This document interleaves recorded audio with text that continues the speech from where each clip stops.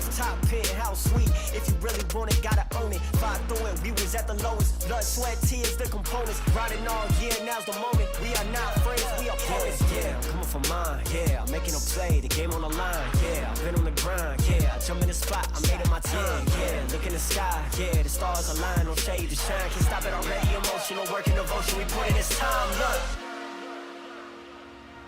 You won't stop my stride. I'll just break your line. I don't tolerate wasted time. Coming to take what's mine. Can't stop, won't stop, won't. If you really want it, gotta own it. Blood, sweat, tears, nickel, if you take us down, keep fighting. Off day, gotta bounce back. Might have took an L, we don't count that though. Remember back, we was down bad. Now the way we looking, gotta doubt that. I know you see the way we moving, giving game. Better listen like a student, don't talk bad it, be about it, do it. Look here, really ain't nothing to it. I got proof for you like tenfold. Always down for the team, 10 toes. You been hater, we been on. Won't quit till I'm in the end zone. Won't stop till I hit the goal line. Never been the one to need a cosign. Can't stop it already, emotional work and devotion. We put in this bedtime, look. You won't stop my stride. I'll just break your line. I don't tolerate wasted time. Coming to take what's mine.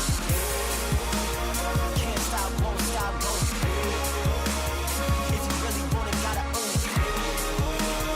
Blood, sweat, tears, nickel, if you take us down, keep fighting.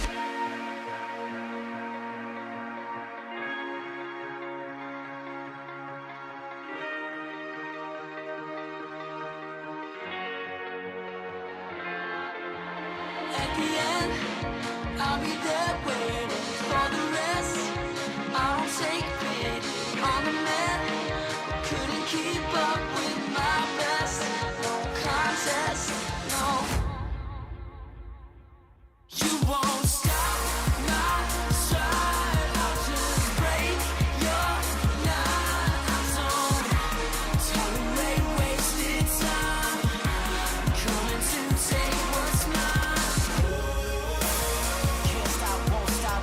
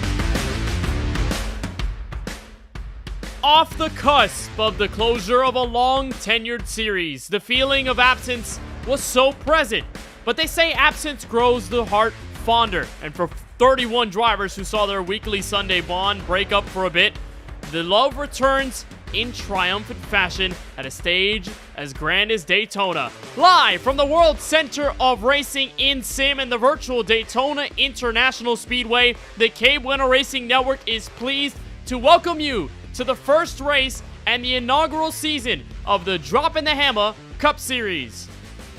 And welcome to the coverage on the KBueno Racing Network. We are oh so happy to bring this series to life on this channel and to bring this series back to glory after what was the Sunoco Cup Series closure. We're live in the broadcast booth. Kenneth Bueno joined by Francisco Bacallao. We'll toss to Francisco in just several moments. But as we step into this brand new era of sim racing for the Droppin the Hammah Cup Series, we obviously keep in mind what happened with Sunoco, all of the drivers there, and when that series closed, the opportunity to revive the series and bring a Sunday tradition was born with DTH. And so we have this brand new series, and we are so excited to bring the coverage of the entire inaugural campaign through 2025 here on the KBueno Racing Network.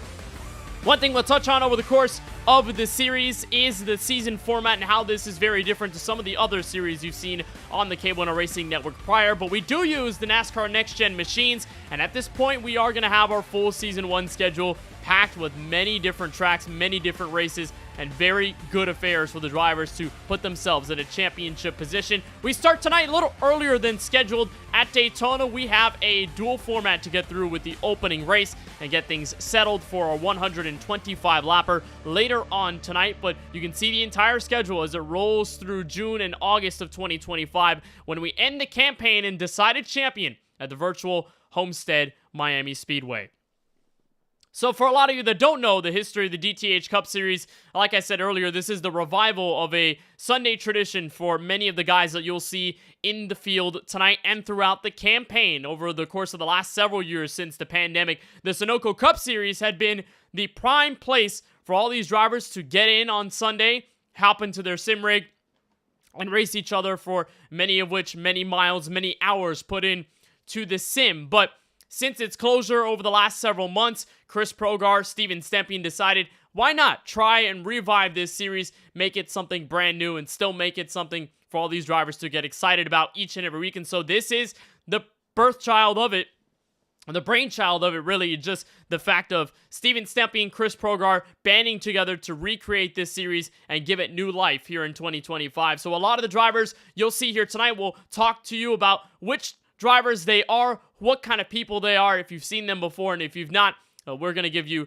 all of the information as it goes through. We got Francisco Bacallao joining us for the broadcast tonight. Francisco, first of all, welcome, and I know that you've been a long-tenured member of the KBueno Racing Network. You've seen plenty series roll in and roll out, but it's always exciting whenever you kick off a brand new campaign, especially given the fact that this is a revived series with new life here at Daytona, at a track just like this that has so much prestige to it. Happy to be here at top of the World Center of Racing. Kenneth, they just wrapped up the 24-hour race here just earlier today with Porsche taking the overall victory. But to go with what you're saying, we have a brand new league, a brand new season. It's just a refreshing start all the way around. Everything is new, brand new expectations, new things to look forward to. There's no history we can go off to look for in the past. Maybe the Sunoco Cup Series, this is what it's a continuation of, just brand new name, brand new everything, and I'm happy to see it take off. It's a brand new slate for all these drivers, which is very important because, you know, if you had any history in the Sunoco Cup Series, maybe not a lot of success, you can breed some new success here in this series. And with this format being similar to Sunoco, if you're already used to the format as a driver, you can just get right back into the rhythm. And that's, for many of the drivers, what it's exactly like. They missed this series for the last several months. They're now back into the sim with a chance to create some greatness of their own, or in the case of some, just relive the greatness and try and do something else in the history books. As for this race, very different from some of the other races we'll have down the line in this schedule. That's because this is Daytona, after all. This is the opening race of the season. We have to decide a starting order somehow, and for Daytona's rules for Speed Weeks, we've got duels tonight. So we have two 30-lap duels that will take us through about an hour or so between two of those races. We will have the opportunity to get a pole driver out of it, and an outside pole winner will decide the field based on the results of both of the duels, and then we'll go green for 125 laps, 250 miles over the course of this race. So it'll be a ton of fun. Actually, 312 miles here at the World Center of Racing, so it will be a lot of fun.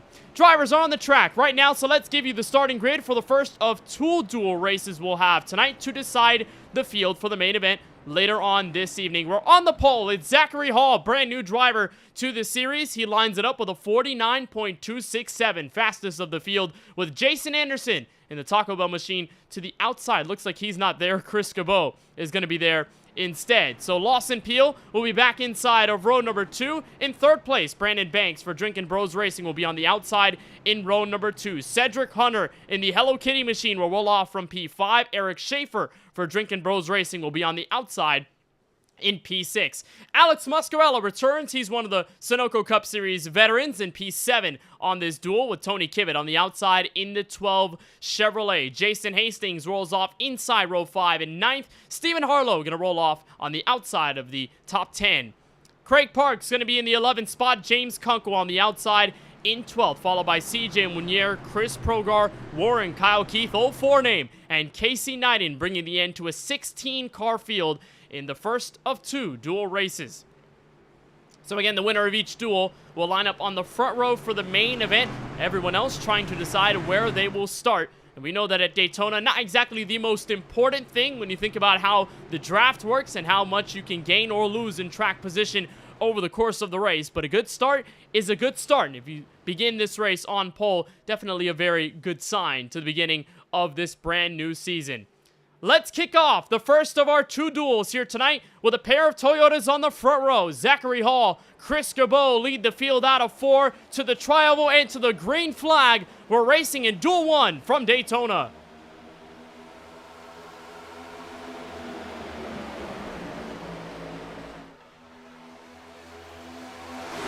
And already you can see the outside lane was able to get formed up a little bit better for Zachary Hall, or excuse me, for Chris Cabot to get out there and take the lead away, and moves down in front of the 23 of Zachary Hall, and that leaves Brandon Banks now to lead the outside lane, which starts to fall back here. We'll see what happens here as they work their way around the trial, but you normally expect to see the outside be a preferable line with these next-gen cars at Daytona and Talladega, but today we could see an even display of both lanes working pretty nicely given the reduced field. And we saw, of course, a lot of close racing at the super speedways with next gens prior, regardless of what league you run, and it seems to be the same here as Brandon Banks leads that outside charge. He's got his teammate right behind him in Eric Schaefer. Tony Kibbett right on the outside as well, so plenty of Drinkin' Bros Racing drivers at the top end of the speedway. Lots of them with experience racing on the KBueno Racing Network. If you recognize some of those names from the 4Wide Racing TJ's Team Series, well, then you'll recognize them here. Plenty of names, just somewhat different looks and somewhat different numbers for the most part, but Banks going to be able to take the lead off of turn 2 to the back straightaway. Now with turn 3 with the race lead, Eric Schaefer on the outside as they complete lap number 2. Couple of familiar names there on the outside of the outside lane leading this race right now. Brandon Banks able to move up into the P1 at the end of the lap, and into that third spot is now Tony Kibbett in the number 12. He gets clear of that inside lane, which is starting to slowly fall back, but actually those top 3 will move on down to the bottom, and that'll leave James Kunkel in the outside lane leading that line. Seems like he's the only one up there. That is one of the drivers for D Legacy Motor Club, one of the new teams here for the Droppin' the Hammah Cup Series. Plenty of names and teams from the Sunoco Cup Series that just transferred to this new series, but plenty of teams that were revitalized, or other words, revamped for the 2025 edition of the inaugural Droppin' the Hammah Cup Series season. And boy, this inside lane has pulled away a ton, equal about 7 or 8 car lengths all the way back to Zachary Hall, who started this duel on the front row, but has somewhat fallen back now to the top 10. Remember, of course, this is going to decide where you start in the main feature race of 125 laps. And I'd imagine, Francisco, that in a dual system, of course, maybe you wouldn't worry too much if you start further back in the field, just because, you know, you can make that track position up over time. But if you have a relatively long feature race, you probably want to start further up the field, give or take, so you can work with drivers at the front, experiment with what is working, and then be able to make a move later on. So pretty tough for those guys like Hall, who are starting to fall back early and are just gaining ground now, with Chris Cabot leading the outside lane from about P5. It is a short race. That's what they have. They have 30 laps to work with, but also just the 16 cars means that we could either see several guys be aggressive or maybe be cautiously aggressive, because, yeah, you don't lose too many spots in the process, at least not right now, but there's not much you can do in 30 laps with this short of a field. It'll be relatively easy to get up and also recover from any kind of incident as long as you're in this main group, as we're now on board with the 48 of Alex Muscarella, third on the inside lane behind Eric Schaefer, with Lawson Peel to his rear bumper. And there you see the outside working really well for Tony Kivett. He's actually going to get turned. Alex Muscarella into the outside wall. He's hard into the wall and brings several others with him. There is Stephen Harlow, Jason Hastings as the field careens to the inside of the racetrack. Alex Muscarella with a huge crash, bringing the halt. And our first yellow flag of the duel. Alex Muscarella torn up on the back straightaway. Well, we were on board with him when that happened, so we couldn't really see what happened behind him to set this off, Kenneth. But if I had to guess, it was probably the checkup there that led to all of this, because we saw them get a huge run on the outside, and sure enough, see right here on our replay, there's the checkup, and boom, the number 4, Jason Hastings, gets into the right rear just at the wrong spot, and that sends him into the outside, and a big crash just in front of him. Jason Hastings going around that in-and-out Chevrolet as Muscarella came to a halt there. Stephen Harlow, who was just right in the middle of things without really knowing what was going on. And we'll get a second look at this and see what happened with Muscarella. But talking about the checkups, I mean, that was really the product of this incident, Francisco. The fact that you get such huge runs with these next-gen cars, sometimes it's hard to ignore, and by the time you're already at the rear bumper of a car, you realize you got to slow down, and then the people behind you start pushing forward to give you a shove to the front of the field. So at the end of the day, it could create absolute chaos. And right there for Alex Muscarella, just a poor bump hooking to the right rear of the race car, and all of a sudden you have plenty of trouble to bring out the first yellow. Here's another look from further on back, and this is from James Kunkel's machine, who was rolling inside the top 10. Yeah, he was just behind the checkup. You see, he tries to get all the way down, but then there's the 4 Hastings spinning just in front of him. Might have some relatively minor damage on his race car, but he did get a piece of that action there as they all wadded it up to his outside. Could have been worse for him. And here comes the field on pit road. We know this is relatively a short race. Only 6 laps complete here, but it seems like everyone deciding to come down pit road. Most of them electing for a Banks overshot his stall. Fuel. Brandon Banks will have to kick the car into reverse. Tony Kivett says, let's go. And so does his teammates. Lawson Peel and Eric Schaefer come out 1-2 off the pit stop. Those are familiar names working together here, and they'll get the lead off of this restart. We got the onboard here with Brandon Banks to see just exactly how he missed this pit stall. Just a little bit of rustiness. It's been a while since we've had Banks appear on a super speedway here at Daytona, so you see he's just behind. That's Tony Kivett. Sees his pit sign, starts to turn in, maybe turns in a little late. He's late on the brakes, and it just slides enough, and he has to kick it in a reverse just to get it there, and that's going to hurt you. That's a lot of lost time when you have to stall the car, kick it into reverse, then back it up and make sure you actually do make your pit stop in the pit stall in the right way. But for Banks, not going to cost him that much, only going to fall to 5th place, so he will stay in touch with most of his Drinkin' Bros Racing teammates, which have the biggest driver number in the field. It looks like about 8 or 9 drivers repping Drinkin' Bros Racing in this Droppin' the Hammah Cup Series season. So you're going to see plenty of DBR representation throughout the campaign, whether it be Lawson Peel, who we know as so successful, has won the last 3 Sunoco Cup Series championships in a row and would technically be looking for a 4th consecutive if you go by that timeline. But we'll just see how it goes as James Kunkel comes out of pit road. He'll rejoin the field all the way back in P16. So he's got a lot of work to do when we get our first restart of the race. So Tony Kivett leading a couple of laps tonight in this duel, trying to make a name for himself. 57 years old out of Southern Maryland. Of course, one of those OGs at Drinkin' Bros Racing, and one of the many drivers, Francisco, that much like myself started back in 2020 with sim racing and iRacing in general. So really awesome to see Tony Kivett run up front. And if you recognize his name from the 4-Wide Racing Series several months ago when we ran here at Daytona for the duels, Tony Kivett, a force to be reckoned with in that one. Yeah, Tony Kivitt, he actually, I believe, was the pole sitter in that race, so he did a great job in qualifying. Ran up front, was leading laps, just didn't get the race win on that particular instance. Really, he was involved in an incident there once the night fell down. But still, it was a great showing from Tony Kivitt. It showed that he is a driver capable of putting on some good super speedway shows and capable of working well with his teammates to try and grab a win. He's trying to have some kind of luck with it. He's trying out his teammates' most successful number there in the number 12. But Tony Kivitt trying to see if he can work with his teammates to grab a dual win here.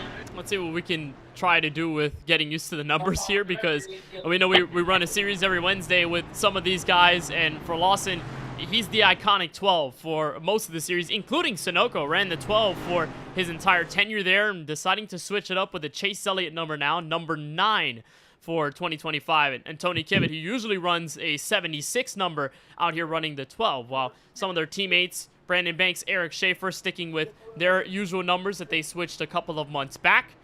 And they will be lined up 1, 2, 4 on this restart on lap number 9 of 30. Chris Cabot, one of the drivers who started at the front of this dual field, he's going to be in the outside of the second row. In third, he'll have a fellow Toyota behind him. That's a Sunoco Cup Series OG sitting 5th, Warren Kyle Keith, otherwise known as 4Name. We've told plenty of stories about Warren and his laid-back attitude, but so much fun to have him as a personality and as a driver back in this series after spending the last several months in the Simax and MPI Xfinity Series, the second ladder to Sunoco, now all of a sudden merged here with the Droppin the Hammah Cup Series. Let's get the first restart going. After our initial start had 2 Toyotas lead the field, we've got 2 Chevrolets, now to lap number 9. Green flag back in the air from Daytona. And that was a terrible restart for Warren Kyle Keith. Just couldn't get it in gear, and that's going to separate this front portion of the pack from the second one. It'll be Craig Parks at the back end of this main group, and I expect those two to start closing in rapidly, as Alex Muscarello, who's just involved in that caution, is all over the back bumper of the 78, and they've quickly caught up, and they're going to have a big run to the outside. Trying to make a move down the super stretch. We'll probably get to Chris Cabot, as swerving down is Eric Schaefer, absolutely ricocheting down the racetrack to swap in front of his teammate Lawson Peel to take over the race lead. The pair of Toyotas on the outside looking to make a push off turn 4, but it may not be enough to catch up to the Drinking Bros Racing Chevrolets at the front. Cabot sideways off turn 4 to the tri-oval, deadlocked. Eric Schaefer still in the race lead. Warren now is not able to lay off of Cabot's rear bumper, trying to see if he can get that outside lane to work and get them single file to the outside, but look further back beyond the first 2 rows, and they're relatively separated, nothing too close to each other, so that's why they're staying relatively even. It looks like Schaefer's gotten clear. Does he try to make the block to the outside? It doesn't appear so, because they're going to get another run now. They're going to try once more to stifle that run from those guys on the outside.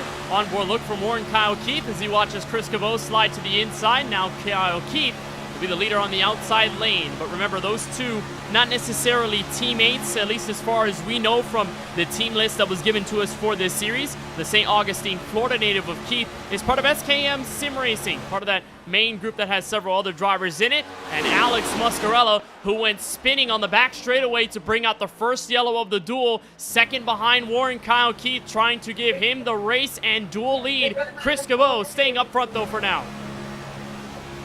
And they got them side by side behind him. As long as that's the case, it's easier to be the leader, but once again, that outside just gets big runs off the corner and up to the back bumper, trying to push that 25 or the 28 up front to the lead. Doesn't quite get clear there. He's going to stay side by side with the 25 for the race lead. And they will remain even off of turn 4. Now the Toyotas take control. Warren Kyle Keith, with the effort from Muscarella and Zachary Hall right behind him, will take a look at the race lead, this time off the tri-oval. That's 18 degrees that you look at there from that start-finish line entry. And then this shoot back to turn 1, the 31 degrees of banking. Warren Kyle Keith still with the race lead. And at least as far as we know, Francisco, in that beginning run, right before the yellow came out, we saw a bit of a discrepancy from those on the inside, about 7 or 8 cars ahead of those on the outside. Definitely much more of an even spread as we get to the second restart with 19 laps to go, and Warren Kyle Keith takes away the dual lead. The outside is looking a little bit more pronounced in this run than it did the previous one. And you see a little bit of a wiggle there for Kyle Keith on the outside. It's going to allow the 25 to challenge back for now. And they'll remain side by side, both rows just unable to break away from one another. And that's what I was talking about with this kind of a small field, Kenneth. Nobody really able to get a big enough of an advantage with this small enough field. So I feel like you either can get to the front easily, or it's going to be just so difficult because they're not unable to do anything with it, and 3 wide doesn't really work with this small of a field. You just lose too much momentum being 2 shorter lines with whichever one has the most amount of cars in it. Now you got to think about how many drivers you have in your lane, and often at these super speedways, I mean, we talk about organization, how important that is, along with the patronage that you have with you. If you have 1 or 2 cars, I mean, you could be organized as ever, but you probably won't beat a pack of 6 or 7. But if you have a decently sized pack, and you're disorganized, you could easily be just as slow with a pack that could be a little smaller. So there is a duel of what you have to do to be organized in the field, but also how many drivers you got to get with you. And when you get to the white flag at the end of a 125 lap feature, you have to talk about who can help you, who can give you the push, or who can give you the drafting help when you get down off of turn 4 and look at that start-finish line with Barney the flagman and that checkered flag. Let's get a look on board on the right side of your screen. That's Brandon Banks sitting in position number 11, was inside the top 5 off of the restart. We noted his pit road mistake after the first yellow, and we know Brandon Banks, Francisco, as a super speedway master, someone who at tracks like Talladega can easily put himself in a perfect position to win the race. And in several other leagues that we've seen across KBRN's coverage in the last several years, Brandon Banks continues to be a name we see at the top of the board. So he's one of those guys that you always have to keep an eye on when you go to tracks like these, because he is patient, he is hanging back for now, but he can easily shoot up to the front and make a move when it matters most.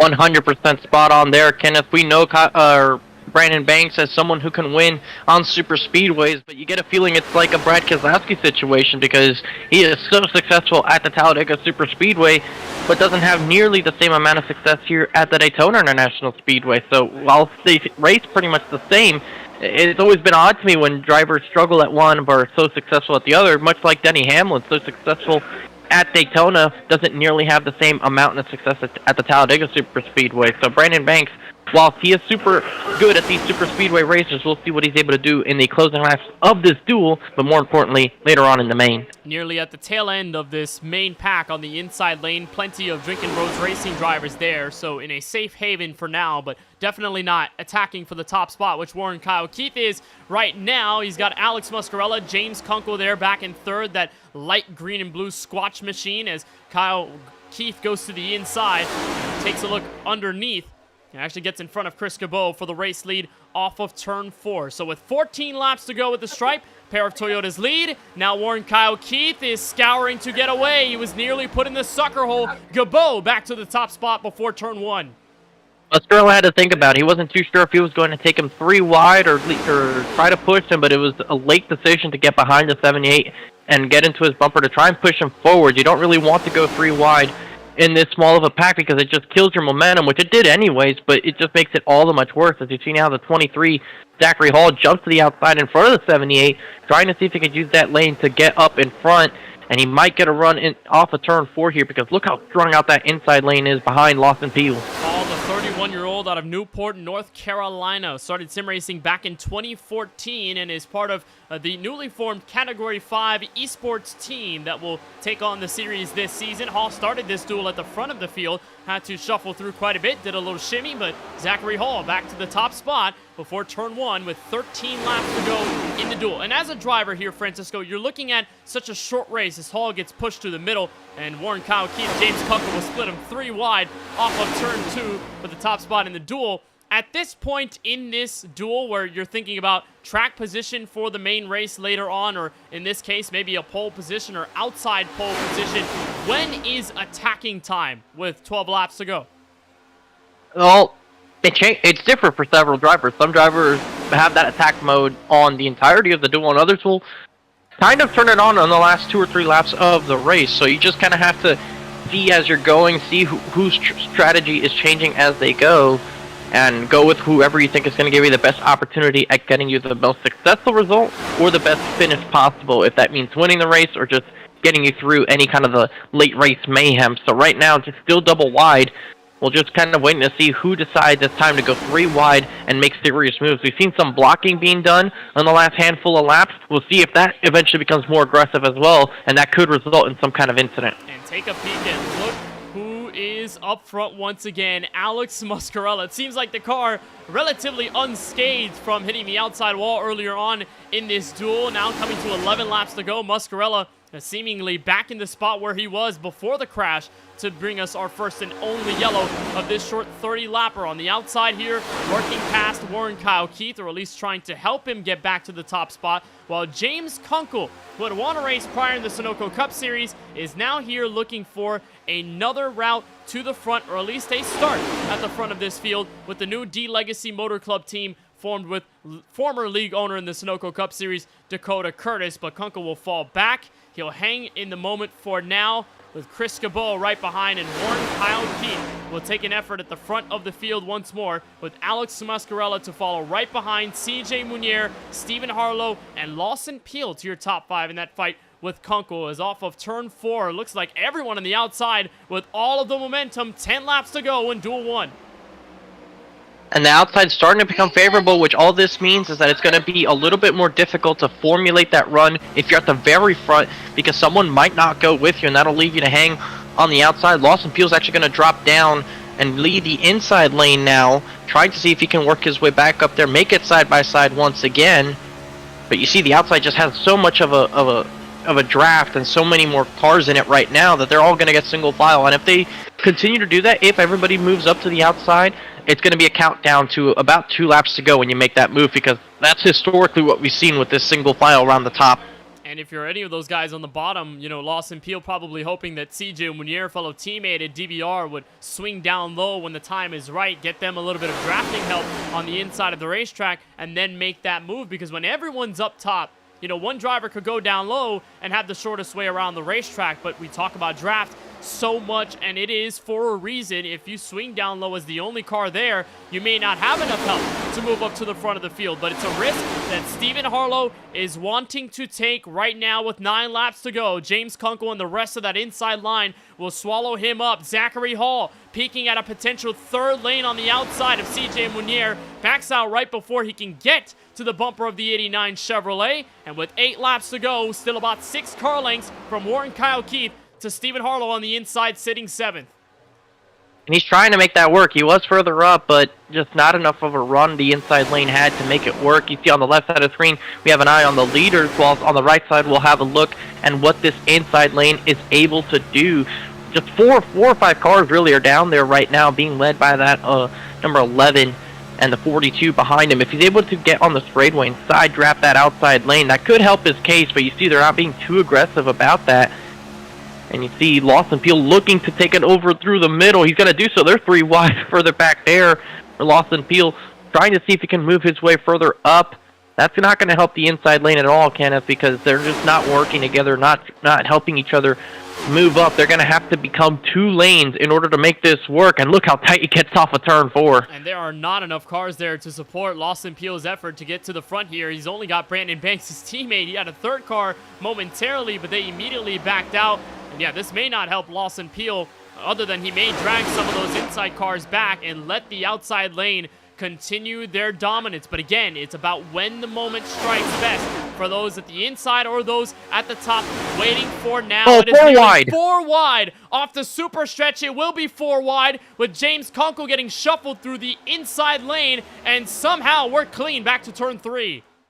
Oh, the 25 into the wall. He's going to lose a little bit of time there. Further back, Chris Cabot get into the outside wall going into turn 3, falls to the back end of this draft, but he's able to keep it, which is fortunate enough for him. That could have been a lot worse for him. Lawson Peel had a big push from Brandon Banks, and now those 2 have gotten clear, so they're going to see if those 2 can work together to catch up. They're already side by side inside the top 5, but they have still a little bit of ways to go. We'll see if Stephen Harlow can work together with them to get them up there, but that outside lane is quickly reformed. Oh, that was so close there. If you saw that in the middle of the corner. Brandon Banks nearly sent Lawson Peel head on into the outside wall. Backed out. Lawson saved the race car, and they continue on. Nose to tail, they're shuffling at the front. Zachary Hall to the inside with Cedric Hunter in that Category 5 Esports Toyota to the inside to push, and Warren Kyle Keith takes heed, takes notice. He's still up front. 5 laps to go this time by. Oh, and there's the block by Kyle Keith to the outside, and that immediately gives Hall the space on the inside to make the move with Cedric Hunter.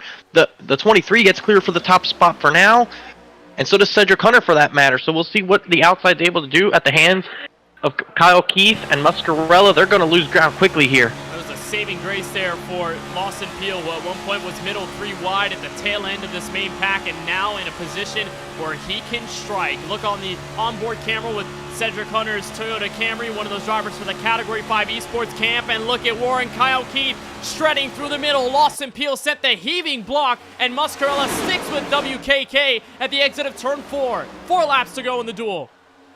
Oh, that 78 is all over the place, Kenneth. He is struggling to hold, and there comes the 42 with a huge run. Had to check up for CJ Mounier. They're 3 wide further back there with the number 7, Chris Progar, backed out of that one. And now here they approach turn 1 once again, and the 78 is going to get back side by side for the second place position with Cedric Hunter. So what does Zachary Hall do here, leading with 4 laps to go? Which lane does he decide to go with? He goes to the top. Here comes Kyle Keith. So much momentum on that outside. Stomped after Zachary Hall just let the entire field catch up to him. Warren Kyle Keith will have the advantage, and take a look through the middle. Chris Progar, league owners looking for it. Zachary Hall will take the effort, and it's 3 wide for position 5th on back with 3 laps to go in duel 1. And Muscarella's looking for a move. They almost door bang. It's almost 4 wide off the corner. They are, oh, and there's contact between the 33 and the 7 in the trial, but what a save by both of them. Progar in the middle with nowhere to go and nearly got collected in a catastrophic accident. Progar with no help will tally to the tail end of the field. Now here comes Drinkin' Bros Racing with their effort down low. Spinner in the back. CJ Mounier will take up to the outside wall. I believe he's going to save it. Yes, he is. James Kunkel follows suit. A wonderful save, and we are still green in duel 1. Unbelievable. Oh, wow. Let's see if we can get a look at that one once again. Kenneth just put momently here. The 89 and the 42 made contact, and look at that save by Mounier, using the 42 in the process, but able to keep it straight. 2 laps to go. That is absolute madness, and somehow they keep the cars collected to prevent overtime in the first duel. Remember, this is for a front row starting spot in the main race later tonight. Here comes Zachary Hall shooting through the middle, getting Warren Kyle Keith bullied out of the way, and Brandon Banks will have the top spot into 1 and 2 for the second to last time down the super stretches. Drinkin' Bros Racing 1, 2, 3. Familiar names owning the top 3 positions. Here comes Zachary Hall to the outside. A big run. 3 cars pushing each other. What do? They're going to try and force their way to the outside, and he gets to the outside of Lawson Peel. Peel has to give him the room. Here comes the 23, the 45, and the Peel with the block. Oh, Peel's going to get into Banks. They're sideways. Brandon Banks will save the Chevrolet. We're still green. White flag in duel 1. And now there's a crash. Warren Kyle Keith sent hard into the outside wall, but we catch the white flag, so no yellow. Zachary Hall, the race leader, into turn 1. And we'll see what does Cedric Hunter do here from the second position. Alex Muscarella and Chris Cabot further back. Muscarella with the run. He's going to go to the inside. No block attempted. Oh, into the wall goes Hunter. Zachary Hall. And Muscarella has the lead, but for how long? Brandon Banks is struggling to keep ahead of his Drinkin' Bros Racing teammates. Here goes Banks. To turn 3. Final charges, Brandon Banks gets turned. Here comes Chris Cabot. Alex Muscarella will try and take this Chevy to the checkered flag in duel 1. Chris Cabot swerving, trying to get there, but Alex Muscarella will have a front row starting spot. Winner in duel 1 from Daytona. Wow, what an unreal final lap of duel number 1 here, Kenneth. So much to unpack here as far as what actually happened. Several wrecks. But good job, Alex Muscarella, after being involved in the caution earlier, getting turned into the outside wall. Great recovery to capture a duel 1 win and a 3rd place starting spot.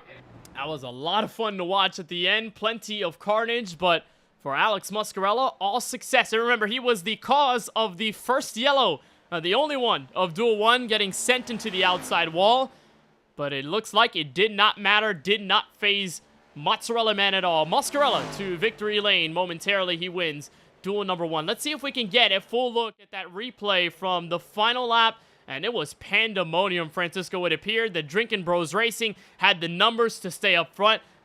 Lawson Peel sends a heavy block to Zach Hall that was just absolutely moved out of the way. Zach Hall takes the race lead. Warren Kyle Keith. It looks like he got the stormed session over. just changed. Yeah, it looks like we were just getting a look at the replay there. Things got off of our hands, so we cannot get a full look at the ending of duel number 1, but still absolutely chaotic. And Alex Mascarella will have a front row starting spot for the feature later on tonight. Let's get a look at those on the grid right now for the end of duel number 1, now the beginning of duel number 2. We're on the front row. Jason Anderson will bring his Chevrolet to the green flag first. He's got Kip Easley for Drinkin' Bros Racing on the outside of the front row for the green flag. Dakota Curtis, former league owner at Sunoco, will be in P3. Steven Stempian, Massachusetts native, will be on the outside in position number 4. Daniel Holdcroft, one of the newer returning drivers to Sunoco and this entire camp, he'll be P5, with Ross Harlow debuting the number 16 Chevrolet on the outside in position number 6. Brad Fulham will take his car from P7 on the grid in duel 2. Richard Moldrich in the 71 on the outside in position number 8, followed by Sean Kalist for SKM Racing and Timothy Stubblefield manning the number 94 car. Kevin Roy rolls off in 11th place in his Chevrolet with Justin Erb to the outside in position 12. 13th goes to the 13 car. Parker Bland rolls off inside row 7 with Richard Swavely, former Championship 4 driver in Sunoco Cup Series history, will be on the outside, and finalizing a 15 car short field for duel 2, Justin Hendry in the 85 car. Let's see if we can get another look at the end of duel 1 while we're under the pace lap here at Daytona for duel number 2. And it appeared absolutely chaotic when Brandon Banks, Lawson Peel sent the blocks. And all of a sudden you had absolute, mayhem from everyone all around. Plenty of drivers going 3 and 4 wide, and it was Warren Kyle Keith, who was one of the front runners for most of the duel, just getting turned there at the end, out of shape at the trial wheel, collecting with Tony Kivett, and then Harton to the outside wall. But here, Francisco, is where just everything breaks loose. You don't know who's going to lead this one all the way to the checkered flag. Yeah, we saw the 48 get a huge run here with the help from the 25. Was able to power down to the inside. Banks at the end of the back straightaway had such a run, tried to make something of it, but eventually got turned. There you see the 23 get into the outside wall from help with the 45. And then all of a sudden, you're going to see that number 5, Paul Setup Shasashine. There he is, bursting into the scene with a huge run. Goes to the outside. I think, there you see a little bit of contact. Tony Kivett gets into his left rear. That's what sends Banks spinning. Otherwise, he definitely had something for your top 2 with that big of a run, and then just not enough momentum for the 25 to make something at the line, with Mascarella taking the checkered flag first. Chris Cabot cannot get the run. Mascarella with the duel 1 win. Let's try again. 30 more laps, different field, same at stake with a front row starting spot for the main race later on tonight. Jason Anderson, Kip Easley, a pair of bow tie Chevrolets will bring this field to lap number 1, green flag in duel 2.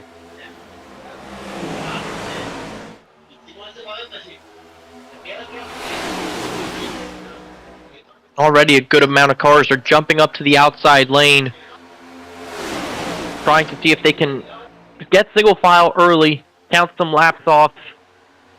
The inside lane being led by Jason Anderson, already losing a little bit of ground in that Taco Bell machine. And some moves being made. Steven Stempian goes to the bottom to try and take the lead on lap 1. He's got some help from Ross Harlow on the inside. Those are teammates for the Droppin the Hammah camp. They've got Jason Alexander there on the inside. Didn't really get the best start for lap number 1, but not to fret though. The Taco Bell Chevrolet will be back in the mix. Third car on the inside lane. As Kip Easley tries to man the outside, got the help from Richard Moldrich, and behind in Timothy Stubblefield, that black and gray Ford Mustang on the outside of about row 3 or so, sitting 7th. Harlow looked to the outside for a moment, wasn't too sure if he was going to make that move or not, but he stays behind Stempian. Kip Easley leading the outside lane, holding on strong for now, side by side there with the 92 of Jason Anderson. and he's going to have the push here. That's Richard Modric giving him a huge shove into turn 3. It's going to get the 8 side by side with the 88. And Stempien will be back into side-by-side action, just similar to what we saw earlier in the first duel before the Alex Muscarella crash. And I think if that taught you anything, Francisco, is that you can have some trouble in the beginning or near middle of this duel. And although it's 30 laps, you can still find yourself back in the mix as long as your car is not completely totaled. And if Muscarella can go from checkers to, or wreckers to checkers, if you will, backwards in the Duel 1 race, then you can definitely do it here in Duel number 2. But obviously you want to evade any type of trouble that you can encounter at the Super Speedway. Stempien, the push from Ross Harlow, not enough to get by Kip Easley, who's got tons of drivers with him. Kip Easley to the inside and to the race lead in turn 3.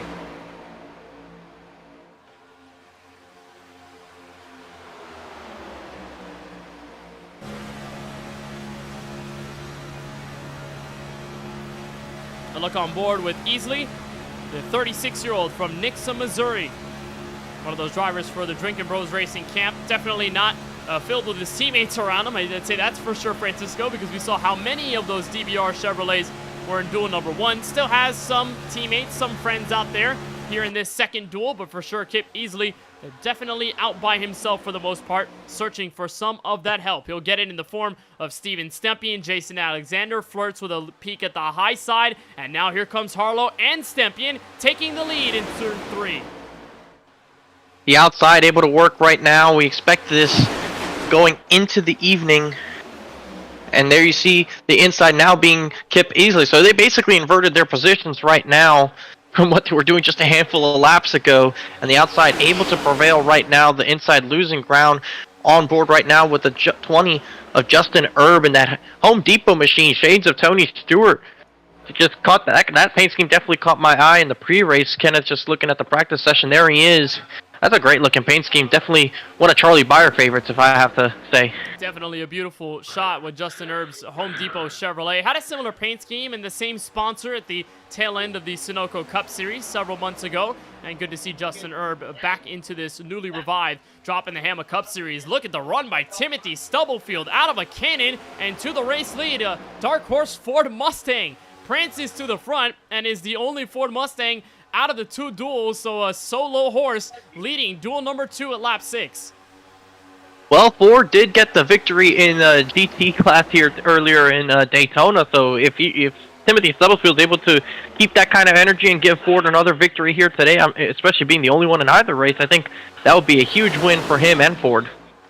Well, at the moment, he holds on to the lead. Kip Easley to the inside will give him support. And right in P4 is Dakota Curtis, former league owner of the Sunoco Cup Series, now just one of the drivers here in this edition of the Droppin' the Hammah Cup Series, and definitely excited to see this race return, this series return, as a matter of fact, with the same group of guys. It's been oh so fun to see what Dakota Curtis has cooked up with all of the partnerships in Sunoco and getting them to be a part of a sim racing series for that many years, and MPI as well. So all the hats off to Dakota Curtis and all the hard work he put into a long-tenured series. Now probably with a little less responsibility, but still a lot of fun to be had over the course of 2025. He'll back out here in the outside of the front end of this lane with Stempien right behind him, and Stubblefield will have at least a 3 to 4 car length advantage over that top side momentum.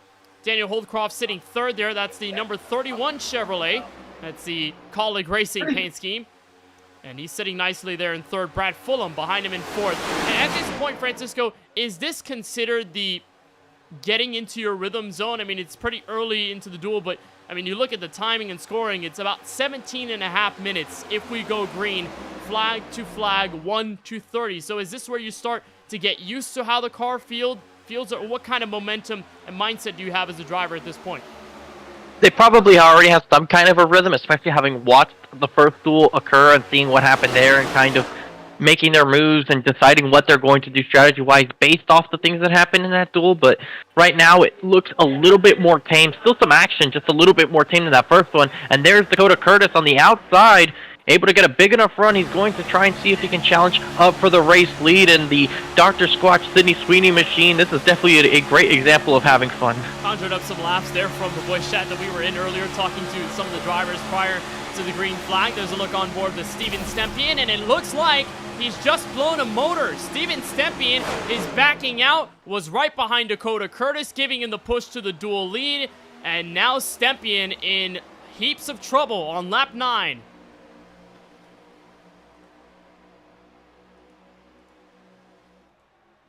And he will take his Chevrolet immediately to pit road. Looks like the car just overcooked there, Francisco, and the engine goes poof.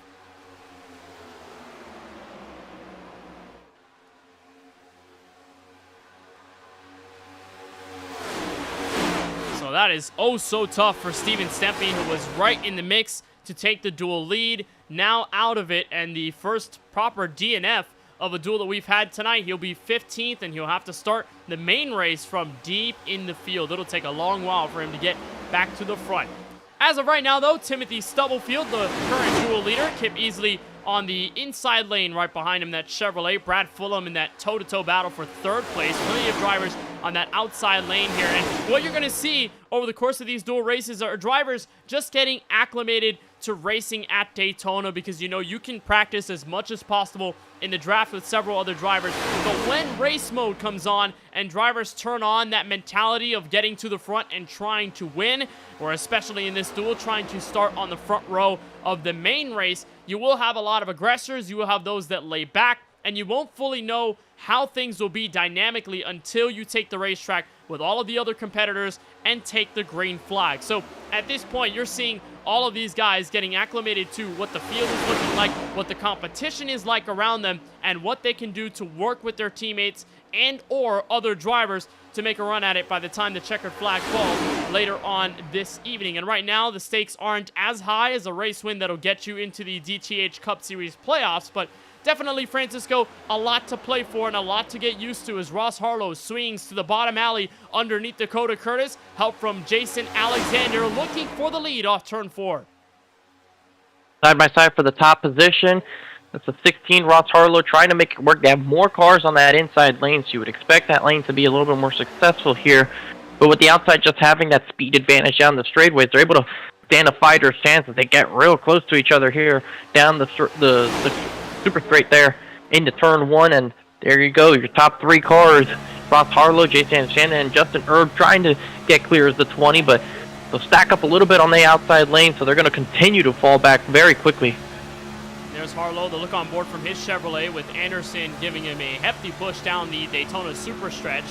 Anderson started on the front row of this duel and since fell back, but just similar to Zachary Hall, just going in and out of contention over the course of 30 laps. Not exactly a death sentence by any means, but you could find yourself a little bit unlucky and in the wrong place at the wrong time when you can't really make a move for this dual win. But at the moment, Anderson, very comfortable running right behind Ross Harlow in second. Justin Erb being able to take over third, while Stubblefield, who led a good amount of the first opening segment, is now sitting back in P4, with Kip Easley trying his best to immediately get around. But it appears that it's a mirror image, Francisco, of what we saw back in duel number 1, with all of the anticipation and anxiety, all the moves made early on, and then all of a sudden, midway through the going, you've got a inside or outside line that has enough momentum and enough cars to stay ahead by a good margin and continue comfortably at the front. As Anderson moves up high, he wants the race lead this time.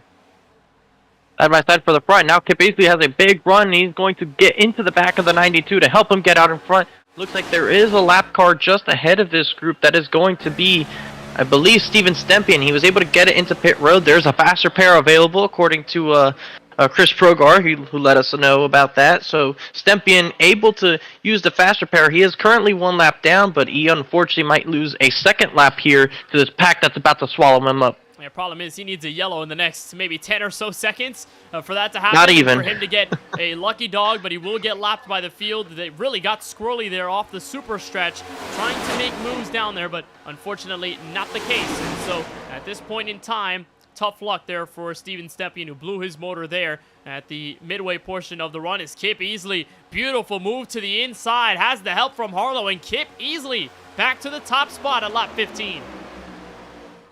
What a move from Kip Aisley, who went all the way to the back and now all the way to the front. So able to use the draft to his advantage, and we've seen him run well at Daytona in the past. He got P2 in the 4-wide racing series opener here earlier in the season, as there's a stack up and Parker Bland gets slammed down to the inside, makes contact with Richard Swavely, who goes through the grass. Well, looks like there's trouble on the back straightaway. Looks like they are mostly okay, though. Bland will save for Toyota Camry, and for Richard Swavely, going to be stuck all the way in the island that is the exit of turn 4. Sean Kalis and several others are behind, but the trouble ensues, and we've got shifting up front.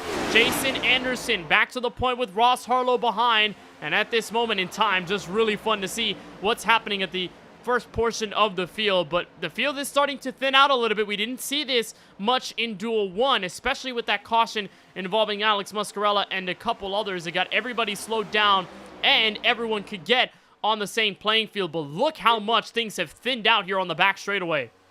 Yeah, there's been a good amount of chaos. It's not really enough wrecks. You saw someone pull over on the back straightaway there. Not really sure who that was, but here's a replay. There's a stack up on the outside. Stempian gets into the back of the 13, sends her into the 32, and there goes the 32 of Richard Swavely through the grass. A great save. That's just going to cost some track position and the draft, of course. It's up there for the Wyoming native from Casper at 39 years old. With one of the new teams this season. It's called Heavy Metal Jesus Motorsports.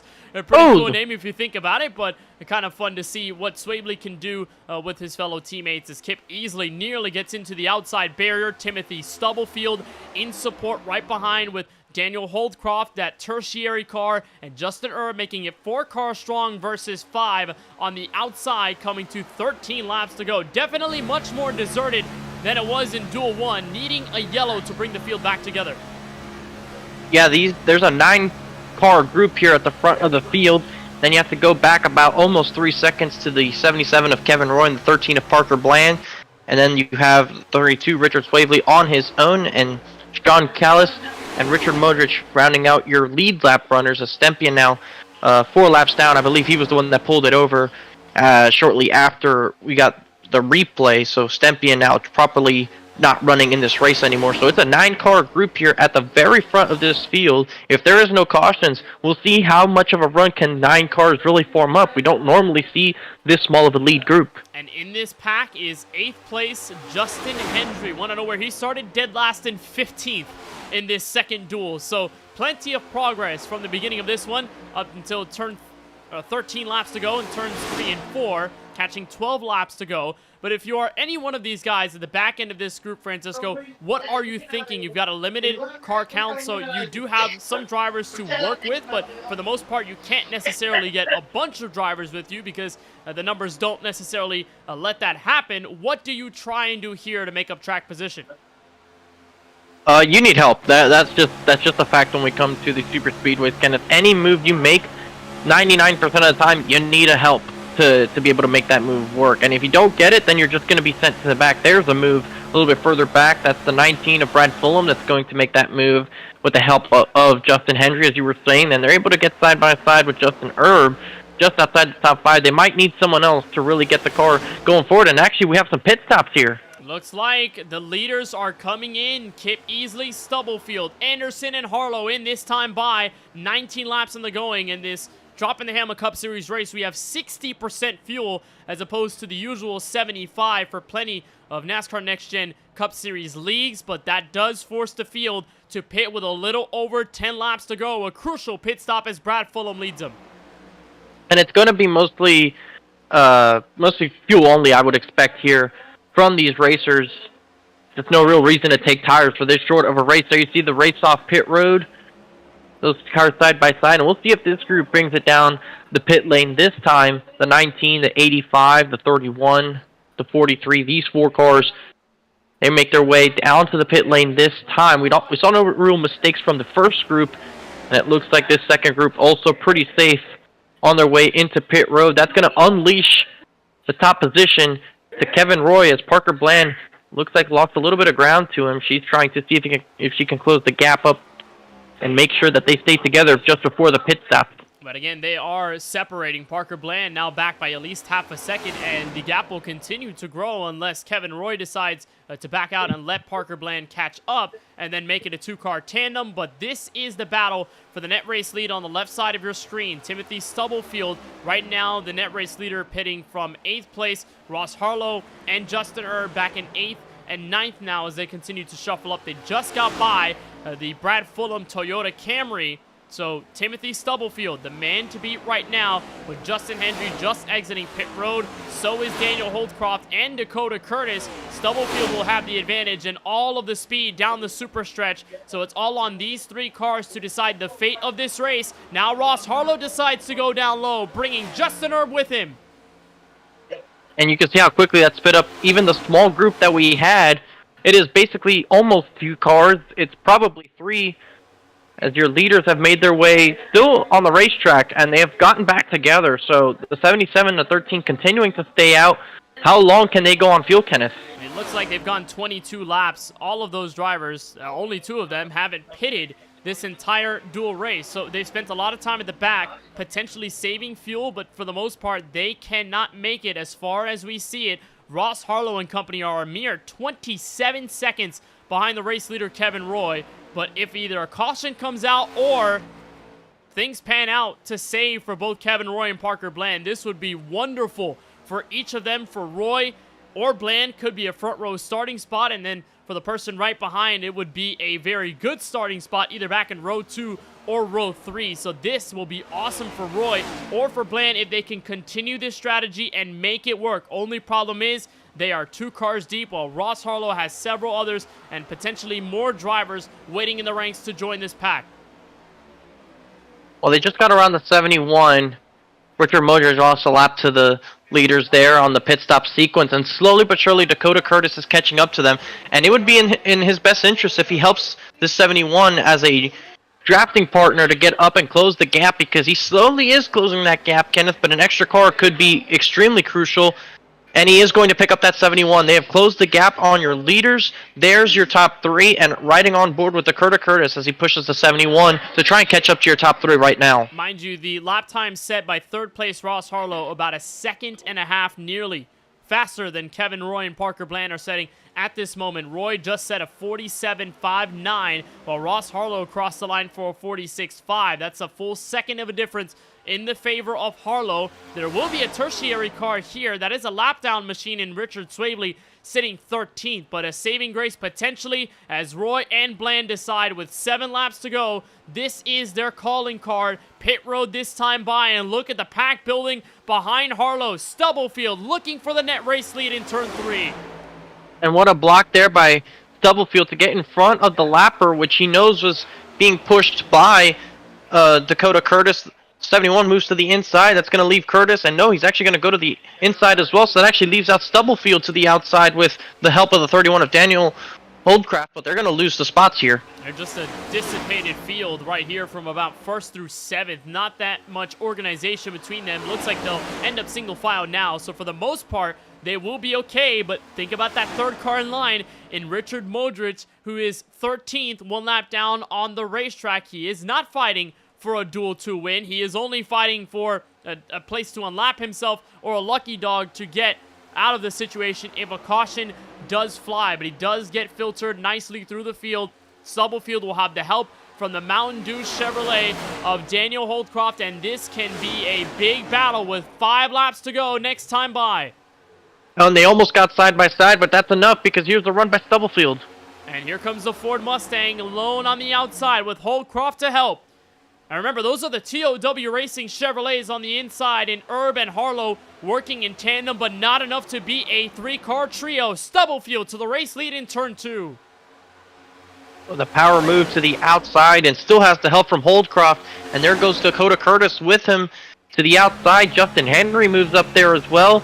6 cars under a blanket here in battling for the win. On board with Stubblefield, who's got Holdcroft right behind, and similar to what it was at the end of the first duel, who makes the move, who cracks under pressure under these final laps. It'll be 4 laps to go next time by, and the pack is as thick as about 6 cars in this lane off of turn 4. Remember, Justin Hendry is still there. He's the lead lap car sitting P6. trying to make a move up high and aiming to help a fellow Toyota in need of assistance. Dakota Curtis on the outside will get the help from Hendry, but is that enough to make a move? Dakota Curtis nearly stacking up some cars on the inside lane, trying to shuffle into the mix. There was a moment there on the front straightaway on the previous lap, and that caused the 16 and then to check up a little bit and really hurt the momentum of the outside. And that's why they're now single file, approaching 3 laps to go. What kind of move can you even form with this small of a pack, Kenneth? I'm not too familiar with what you can do. The best thing that I'm aware of is you could just try to back up to the car behind you as best as you can, because you have to get some kind of forward momentum going. Otherwise, you just stall out in that bubble of air that these cars have immediately on their rear bumper. It's really tough to get around that bubble when it all happens, and when you're stuck in a single file line. I mean, you still have all of those checkups from the draft, and if you peek out and make a move, you know, it could be too late. You have a problem where you could easily get passed back at the exit of turn 4. And after we saw Duel 1 and the way that it did with all of the crashes and all of the movement through the field, we probably will not see the same thing happen this time around, given that there are many less cars in this main pack competing for this Duel 2 win. But you can also have the fact of making a move, and then that secondary car probably doesn't have enough time or momentum to get back to make a move, like with Alex Muscarella staying up front and Chris Cabot not being able to make the move in enough time because he didn't have any drafting help. It'll be 2 laps to go, this time by at the stripe. Dakota Curtis taking another hefty heave on the outside with Justin Hendry to help. It'll be good enough to get Curtis to 3rd place Ross Harlow, but not enough to break Holdcroft and Stubblefield's tandem. Oh, he's got the run right here. To the back straightaway. Here comes Curtis with a run. It's just them two, but they do have enough of a run, just unable to really get up to the lead, but they definitely have a fighter's chance. He's going to slot into 3rd just barely. It's a small step, but it could be monumental. When we get to this last lap, off of turn 4, Timothy Stubblefield, who's impressed a ton, leading a ton of laps here in this second duel, will look to the white flag. Final lap in the duel with a chance at the front row starting spot at stake. It's only Holdcroft and Curtis behind him to turn 1. I would look out for Ross Harlow. He broke free with the 20 car to help. He could get a huge run here in the draft of those 3 and pull up to the outside and make a move before anyone realizes it. He's got a KBueno Racing teammate in Justin Erb, so he knows he's got a friend in hand. There he goes. Super stretch. Here comes Harlow to the outside looking for 3rd. And Holdcroft will have to play defense into turns 3 and 4. But does KBueno Racing have enough? They only have 2 cars on that outside lane, and they're starting to stall. Holdcroft and Stubblefield, 1 and 2. At the exit of turn 4, Stubblefield will hang on, and off of the final corner, Timothy Stubblefield wins Duel 2 from Daytona. Great outing here from Stubblefield to handle the pressure and able to hold off any kind of a run. That was a great effort there by the 94 and the 31 to hold that off and able to put the tandem. It's a great use and come away with a top 2 finish here in the duel. So Stubblefield, that means he'll roll off in the P4 position tonight, Kenneth. So it's Alex Muscarella, the winner of the first duel. Timothy Stubblefield taking the second as the only Ford Mustang in the entire field. We had a look at the team list several days before we took the green flag tonight. And looking through the field, you see plenty of Chevrolets, plenty of Toyotas, no representation from Ford and the prancing horses other than this man right here. And Timothy Stubblefield will take the victory here in duel number 2. He'll start up front for the main race later on tonight. Let's get a look at the full unofficial results from our second duel of the night from the World Center of Racing. Stubblefield the winner, and it looks like that has completely gotten rid of it. So we are not going to look at the results other than Stubblefield, the race winner, and Daniel Holdcroft sitting right behind. So that means we are at the end of duel number 2 and duel number 1. We are setting the field for this 125 lapper with 312 miles and a race victory on tap and at stake. You won't want to miss a thing. We'll be right back with more coverage of the first race in the inaugural season of the Droppin' the Hammah Cup Series on the KBueno Racing Network. Racing isn't easy, but experiencing it is. iRacing puts you in the driver's seat with the industry's leading sim racing game. Drive on laser scan replicas of the greatest racing circuits from around the world. go head-to-head against other drivers chosen by skill-based matchmaking to ensure competitive racing at every level. Compete across all your favorite series in officially licensed cars engineered to deliver the most accurate driving experience possible.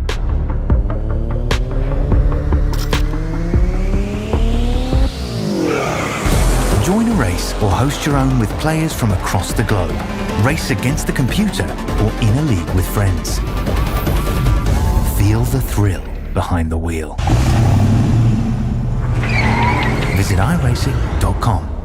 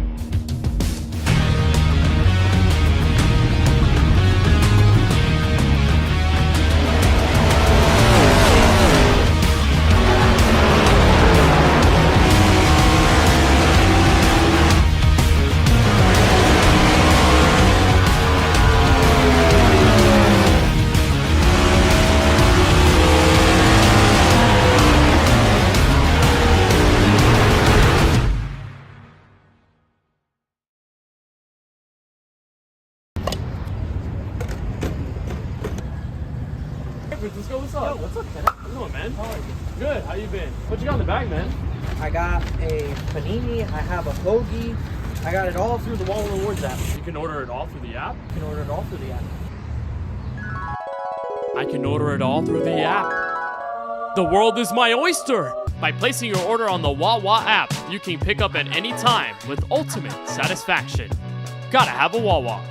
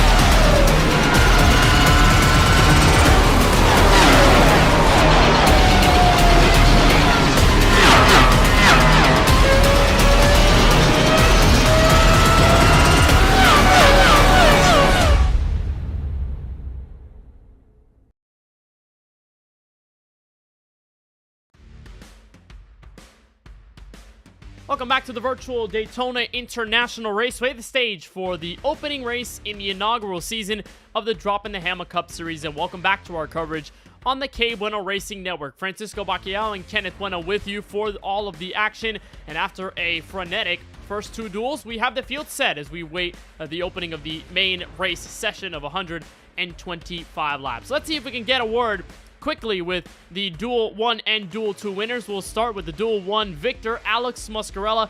Alex, first of all, I think what a wild ride. You go from spinning on the back straight away and creating the first and only caution of the duel to being in the primal position to take the race lead at the white flag and get the duel win. What was that all like for you? Well, I mean, you saw what it was, they, outside was getting around, so I tried to push Kivett that little bit, but he just wasn't getting a good push onto who was the leader then, Banks, I think. So everyone stacked up, got turned. I got really lucky. I didn't get a lot of damage, so that even after that wreck, I had the dual faster pair in the bank still, and I had a chance to line up with Warren. And I mean, you know how long I've known Warren, so I'm gonna work with him and I'm gonna push him to the front like that. And then I was just hanging out. I was just making sure I didn't overheat, just hanging out, pushing, waiting for the opportunity. And then they started wrecking on that white, and I was like, well, time to snake. And then it just kept wrecking. So. And in this duel race, of course, it's only 30 laps, so you don't have a generous amount of time to get yourself fully settled into a rhythm. But what are the things that you kind of learned in the pack and throughout the competition with that 30-lap Duel 1 race that you could take into the main? I mean, it's just a lot of how it's been the past year and a half at Daytona, really. It's just a lot of that high side works really, really well, and as long as you can manage your temps, you're going to be hard to beat up there. So I've been really, really good pushing up there, whether it's Stempy, whether it's Conkle, whether it's pretty much anyone I've been pushing recently. Just going to do my thing and hope I don't get wrecked.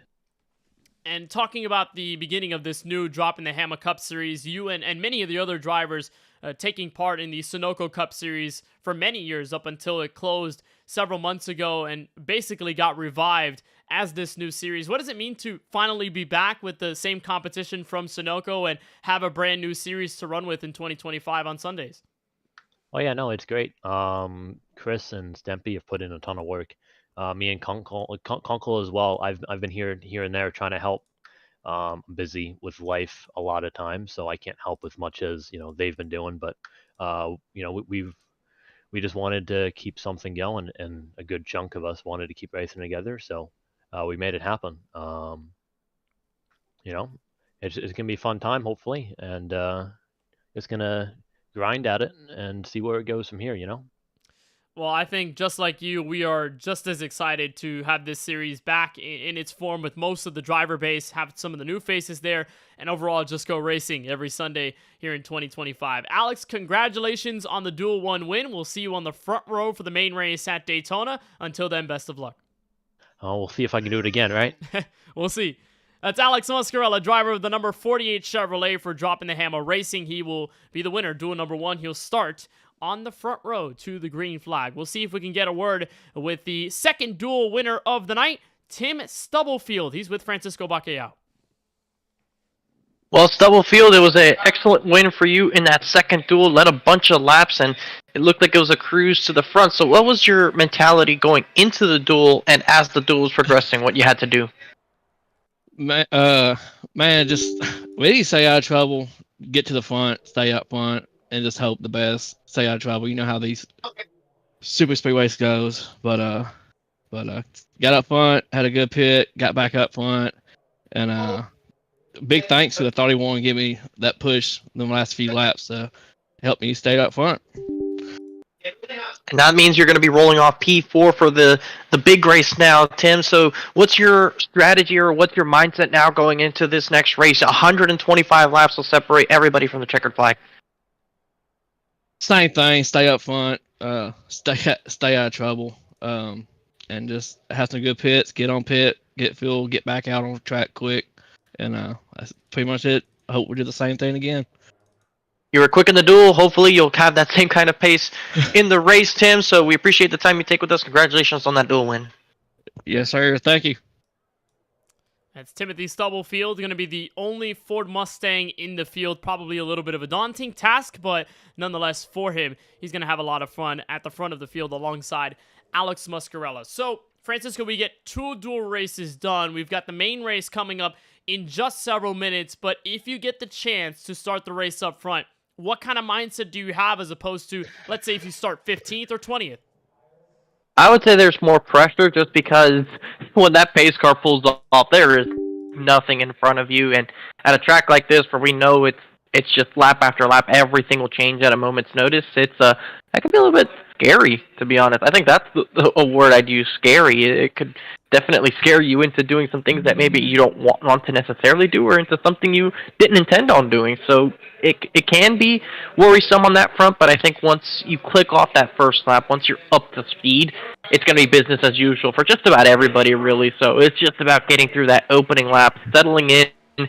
And we can't stress this enough, Kenneth. 125 laps. That's longer, just a little bit, than an Xfinity race here in the spring when they run the first opening race here. So just over 300 miles will be raced this evening. So there's just so much that's going to happen, and such a long ways to go before we can even talk about a race win. We're going to have stages at the end of lap 30 and lap 60. So there's plenty of things to talk about as this race goes on. And Timothy Stubblefield said it best: staying out of trouble. That's something that it's a simple enough statement to make, and he said it ad nauseum, but it's so crucial when you're at a super speedway and it's the first race of the season. So many of these guys aren't exactly used to racing with each other fully quite yet, and it's so unpredictable when you have a final 65-lap stage that brings you to the checkered flag with anything that could happen in between the end of stage 2 and then the end of the race. So staying out of trouble, so important for the entire driver base to make moves at the right time and put themselves in a good position to win. It could only be a tough task when you have to done for 30 laps, but for 125, definitely a different beast for sure. Now to talk about the newness of this Droppin' the Hammah Cup Series, plenty of names we've already seen, but on the team front, plenty of new groups of drivers that will be having a banner of their own for this 2025 season. Let's get a look at the inaugural teams that we should expect to see here in this Droppin' the Hammah Cup Series inaugural season. We'll start with Droppin' the Hammah, obviously based off the series name, with Stephen Harlow driving the 11, Ross Harlow in the 16 after previously driving the number 5 car for many seasons in the Sunoco Cup Series. Alex Muscarella staying true to the 48. Steven Stempien with his number 88 Chevrolet. Then on the Toyota side, D-Legacy Motor Club with Dakota Curtis, the team owner there. Parker Bland driving the UPS 13. Casey Knighton in the 28. And then James Kunkel in the 42. Curtis in the 43. TOW Racing has a 4-car lineup for 2025. They've got Chris Progar, one of the league owners, in the number 7, Justin Erb driving the 20, that Home Depot Chevrolet, Sean Kalis in the 90, and Jason Alexander, who got the pole in dual number 2 as the 4th car there. Then, the biggest team of them all, probably a conglomerate, if you will, Drinkin' Bros Racing, with a hefty 9-car grouping with Eric Schaefer, Jason Hastings, Brandon Banks, all the way down to CJ Munier, and the 3-time Sunoco Cup champ, Lawson Peel, in between. And then RTR Motorsports having a duel of their own with the Toyotas, Brad Fulham in the 19, Justin Hendry in the 85, before we get to some of the smaller teams in the DTH Cup Series field, like Heavy Metal Jesus Motorsports, owned and operated by Richard Swavely, having Kevin Roy as the assistant driver as the next one. Just a 2-car grouping there for HMJM, as we'll call them, throughout the season. And then some drivers in a single car team. There's another duo with Category 5 Esports, 2 of the Toyota, Zachary Hall and Cedric Hunter, very strong in the first duel earlier on tonight. So keep an eye on both of those Toyota Camrys. They could easily make tons of moves throughout this race with a brand new team. And then Dylan Hervan, who's not in the race tonight, will not be debuting his number 67 for 6711 Racing here at Daytona. But nonetheless, that's a general look at the field of teams that we'll have in the 2025 Droppin' the Hammah Cup Series. Really cool names, Francisco. Really cool differences between the teams. Obviously, a lack of Ford representation in most of the driver lineups, but I think it's so staggering to see all of the teams with at least 4, 3, 2, or 1 driver, and then Drinkin' Bros Racing with 9 guys in the field. That's unbelievable. Well, they don't have to necessarily adhere to 4 wide's rules of the amount of cars per team limit, so basically it could just jumble everybody up in this series as opposed to 4-wide where they have two separate identities or two separate teams that they're being scored points for, which essentially just amounts to the same number of guys anyway. So at least at this point, they all have the same official banner, which, I mean, it doesn't really change how they're going to race each other and race with each other, but just, you know, the way that goes down in the books after all.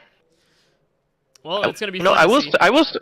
I will say, Kenneth, going just based off those names, that Heavy Metal Jesus race team definitely captures my eye. As you know, that's definitely the kind of music I lean towards. It is a unique name for sure. I think when I saw it for the first time and Swavely had announced the logo of it, I don't know if you've seen it, but there's a skull in the middle of a circular black logo, and it's Heavy Metal Jesus Motorsports on top of it. It's definitely fun and to look at, and I think when Richard had put in a broadcast-friendly edition of the team logo that tells you kind of all you need to know about Heavy Metal Jesus Motorsports, what they represent. Very hardcore for this season. I kind of like it, though. Yeah, I mean, I don't own a lot of discs, you know, like the vinyl discs. I own a couple, but of the few I do own, they're Metallica's first 5 albums. I have Kill 'Em All, Ride the Lightning, Master of Puppets, and Justice for All, and the Black Album. Those are the only vinyls I do own. I plan on eventually having a big old collection, but I mean, I love the energy, and I definitely will keep an eye on that race team, just because, I mean, I would assume they have some kind of similar interest in that. Well, we've got a ton of music fans in here. Lots of people with different types of music tastes. I know I have a very different music taste. What is your favorite music taste? If you are in the YouTube chat watching this edition of the Droppin' the Hammah Cup Series, what kind of music do you like to listen to? And especially if you're a driver, what kind of music do you like to listen to before you drop the green flag? I think that's a conversation topic. Or during.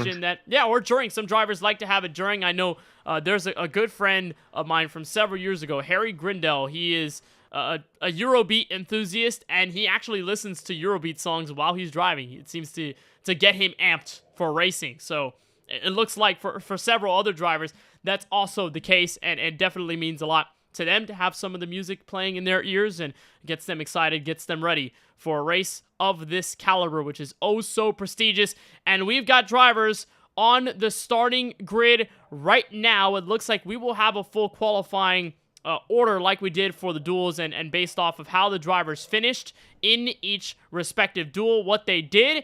But as we get down to it, here is the starting grid for the opening race in the Droppin' the Hammah Cup Series from the virtual Daytona International Speedway. On the front row is Zachary Hall, who took the pole in the opening duel. He's got Jason Anderson on the outside in row number 1, so it appears the pole winners of the duels will have the front row starting spot for this 125 lapper, but the duel winners are not too far behind. Alex Muscarello, who the winner in duel number 1, will start inside of row 2 in 3rd place, with Timothy Stubblefield, the Mustang, on the outside in position number 4. That's the duel 2 winner from several moments ago. Chris Cabot, very strong run at the end of the first duel. He'll roll off from 5th place, with Daniel Holtcroft 2nd place in the 2nd duel. Will be on the outside in P6. Cedric Hunter for Category 5 Esports rolls off from 7th. Ross Harlow in his number 16 Chevrolet will be 8th place, and in row number 5, behind them, you'll find Tony Kivett for Drinkin' Bros Racing and Dakota Curtis in the 43. Looking back to P11 is the number 3, Eric Schaefer, with Justin Hendry alongside of him in the P12 position. Jason Hastings will be rolling off in 13th. Justin Erb, that Home Depot machine, will be in the 14th spot. Craig Parks in his number 17 in P15. Tip Beasley will be in the 16th spot. Casey Knighton will be in the number 17 position, with Parker Bland and her number 13 in the 18th spot. James Kunkel in his 42 will be in the 19th spot, with Kevin Roy rounding out the top 20. Back in 21st is where you'll find CJ Munier. Brad Fulham, the Canadian, rolls off on the outside in 22nd place. 23rd will be league owner Chris Progart. Richard Swaley for Heavy Metal Jesus Motorsports on the outside in 24th place. Warren Kyle Keith will be in 27th, but ahead of them is Stephen Harlow and Richard Muldred, with Sean Kalis on the outside of row number 14. Back in row 15 is where you'll find Brandon Banks in the 29th spot. Steven Stempion, who had his motor expire on him in the duel earlier on tonight. He'll be in P30 with the final 2 drivers in this field. 3-time Sunoco Cup champ Lawson Hill in 31st, and there in fact is Dylan Hervat for 6711 Racing, manning the end of a 32-car field from the World Center of Racing. It's a beautiful day to go racing in Daytona Beach. Track temperature at 106 degrees Fahrenheit, but over the course of the day, we should see that decrease over the night. Air temp at 79 degrees Fahrenheit. Winds slightly strong to the north at about 7.5 miles an hour, but nonetheless, it is a clear and cloudless day in the skies to go green flag racing, as we'll get another pace lap and we'll go with them around for another time by. Francisco, your initial thoughts right before we go green flag racing tonight?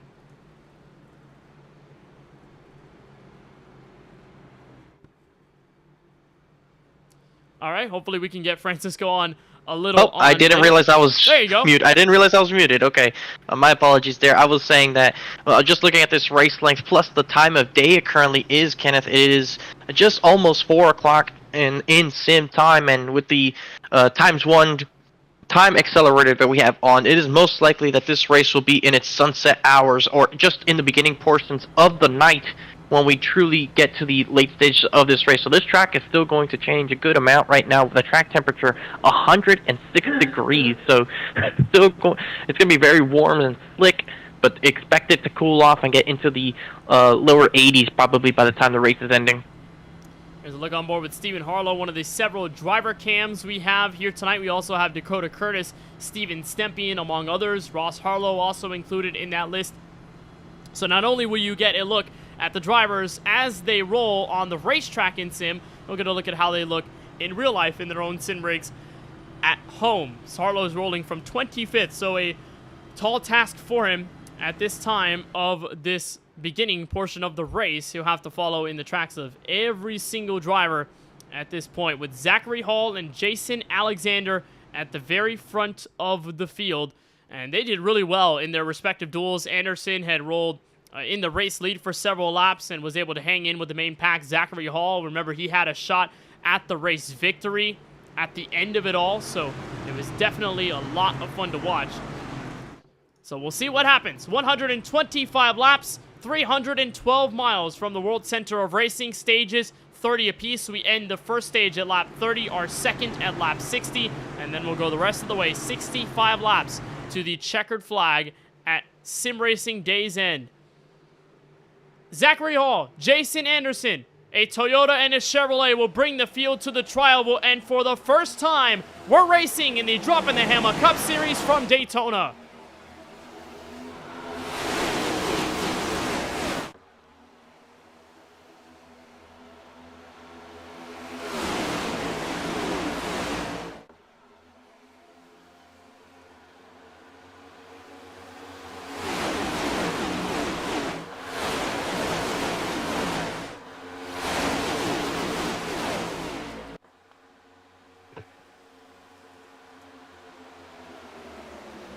And there's already a move for the lead. The 94, your Duel 2 winner, goes to the top position. You saw the Duel 1 winner, Alex Mascarella, drop back to the inside. We had two pit lane starters in Dakota Curtis and Ross Harlow.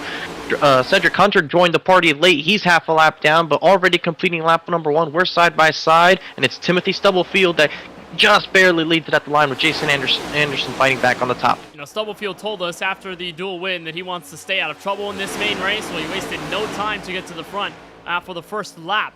Jason Anderson gets to the inside. He'll block Stubblefield's run, possibly ignored here off of turn 2. Stubblefield will hang in line. It looks like Eric Schaefer, that Bass Pro Shop Chevrolet, backing out at the tail end of the field. He'll let the entire group by and let them settle themselves through. He'll join with his Drinking Bros Racing teammates at the back, Lawson Peel and Brandon Banks, as Justin Hendry takes a peek on the outside for the race lead in turn 4 to complete lap 2. Already, at least so far, we already have a similar to what we saw in the duels, with the two lanes just being able to stay side by side pretty well. No severe advantage to either lane right now. And there's your two pit lane starters, as mentioned, Dakota Curtis and Ross Harlow. Not sure why they chose to start from the pit lane, possibly trying to avoid any lap 1 mayhem, but they're about 7 or so seconds, or 8 or so seconds off the race lead. And Cedric Hunter joined the grid very late, Kenneth, I must say, and he's almost 30 seconds off the lead, as he didn't join the pit lane as soon as Curtis and Harlow did. And so they'll be pretty far back in the field, but the good news is At least if they get a caution, they can be back up in the field, but at least they're not a full lap down, and they do have some drivers with them. You know, they have each other, so they can at least help one another in this case to stay on the lead lap. Kip Easley, who was the aggressor in one of the dual races earlier on tonight, he's now finding himself at the front end of this inside train with Jason Anderson right behind to help. And quick stuff from Justin Hendry early on to take the lead with TOW Racing's Justin Erb in the Home Depot Chevrolet right behind. Parker Bland taking a peek into third place with Kevin Roy right behind her. And it appears Roy and Bland, who were on the opposite end of the strategy in the second duel, now in a pretty good place at the start of this 125-lap main. Already in a good enough spot, and after starting pretty deep in the field, it must be said, but they found themselves up towards the front, and there's your inside leader, Kip Easley, trying to use the inside lane to his advantage in these corners, but the outside gets an extreme advantage with the banking and just the lack of having to lift off a ton. But there you see Kip Easley trying to make the work on the bottom. One of those Drinking Bros Racing camp drivers doesn't really have a lot of teammates around him to help. His next teammate in line is going to be all the way back in 14th place with the 12 car of Tony Kivett, side by side with Richard Modric there in the battle for 13th. But as it stands, the entirety of the field, inside or outside, nose to tail, two wide, many rows deep. And Justin Endry with the race lead right now. Justin Erb, Parker Bland, and Kevin Roy. And then looks like Jason Anderson right there for the top 6 off of turn 4 and the cross of the line for lap number 5. And for Hendry, who was not necessarily one of the front-running drivers in the Sunoco Cup Series from all those years past, he is definitely a driver to watch for at the super speedways. Can be strong when he puts it on at these bigger tracks. So awesome to seeing Hendry leading the group early on with Justin Erb to help, who has found himself plenty a time close to a Sunoco Cup Series race win, just could not do it. Now back in second place.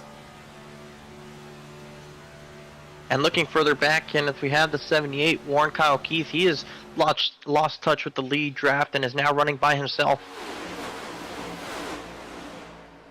So he'll be all the way back. It appears he may have to join all those guys at the very back of the field, like a Ross Harlow, a Cedric Hunter, Dakota Curtis, who had spent their time either on pit lane or just off of a sluggish start. So here's Curtis and Harlow there just off of turn 4. Warren Kyle Keith will take quite a while to get there, but he's already at the exit of the tri-oval. So he's going to lose so much time, and already at the cross of the start-finish line, it's nearly a 2/10 disadvantage for Warren Kyle Keith, who was strong there in the opening duel, then got crashed at the white flag lap in the tri-oval and could not make of what could have been a phenomenal start to this main race, but already on the back foot as of lap number 7. And at this point, everyone is just getting into their rhythm. Very easy to sit back and watch the action unfold, but if you're at the front, you're kind of put in that situation where you are leading this race and you just have to stay where you are, just getting used to how the car feels in the draft. And you know, something that we have noticed with the next-gen cars in comparison to all of the others is that, especially at the super speedways,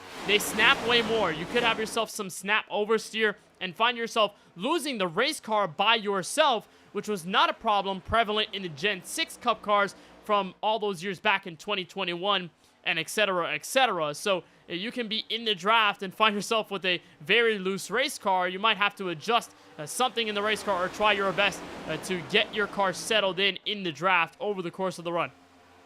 But that's just the inherent nature of this race car as well, Kenneth. We've documented the next gen's inherent differentness to previous generations of Cup Series machines, and a lot of what they've added to this car is why it is so snappy, with the downforce being made underneath the car, with that diffuser, with not having that side force with the symmetrical bodies. All those kind of changes, especially the tire changes that they've made to these race cars, and it's making for a more unstable race car, and it could all of a sudden be very tight and all of a sudden be very loose, all in the same corner. So you have to anticipate what the car is going to do before it does so, because once it goes away from you, there's no recovering. And now look on the inside. There's James Kunkel peeking in through the top 5 underneath Chris Cabot.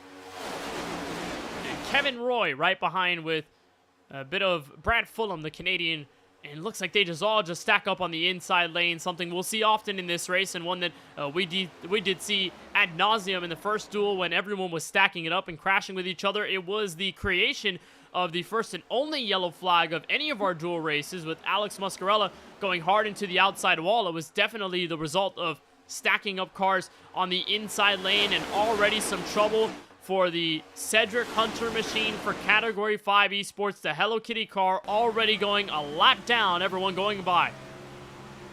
And he's doing a good job of holding his line on the inside. Just no real reason to fight it right now, Kenneth. It is so early in the race.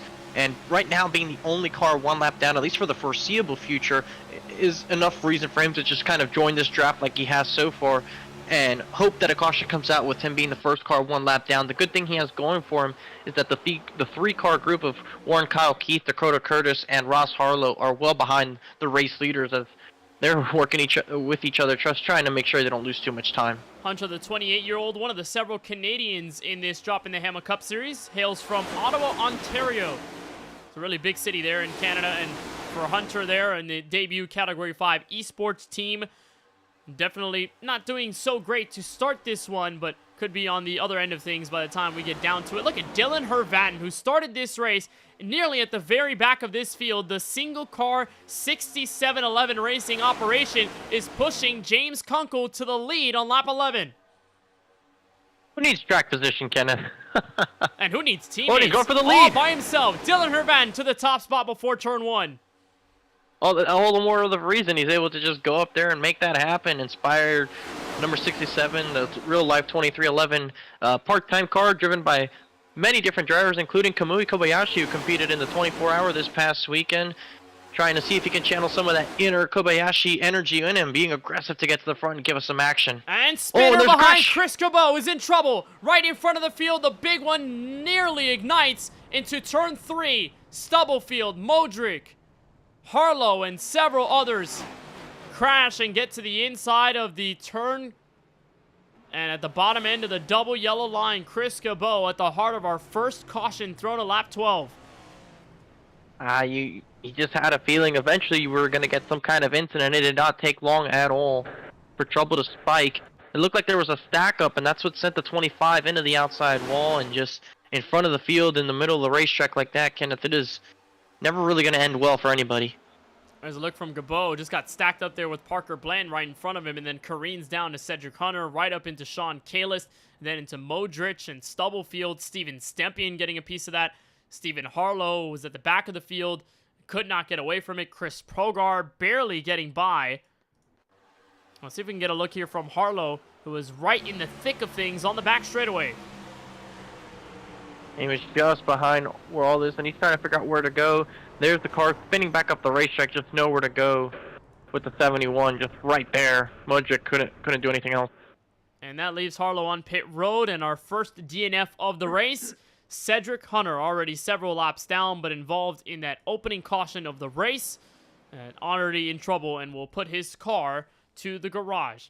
So James Kunkel will lead this one as of the first 13 laps. Dylan Hervatin with a whale of a run to give Kunkel the lead at first. Then Hervatin went for the lead himself.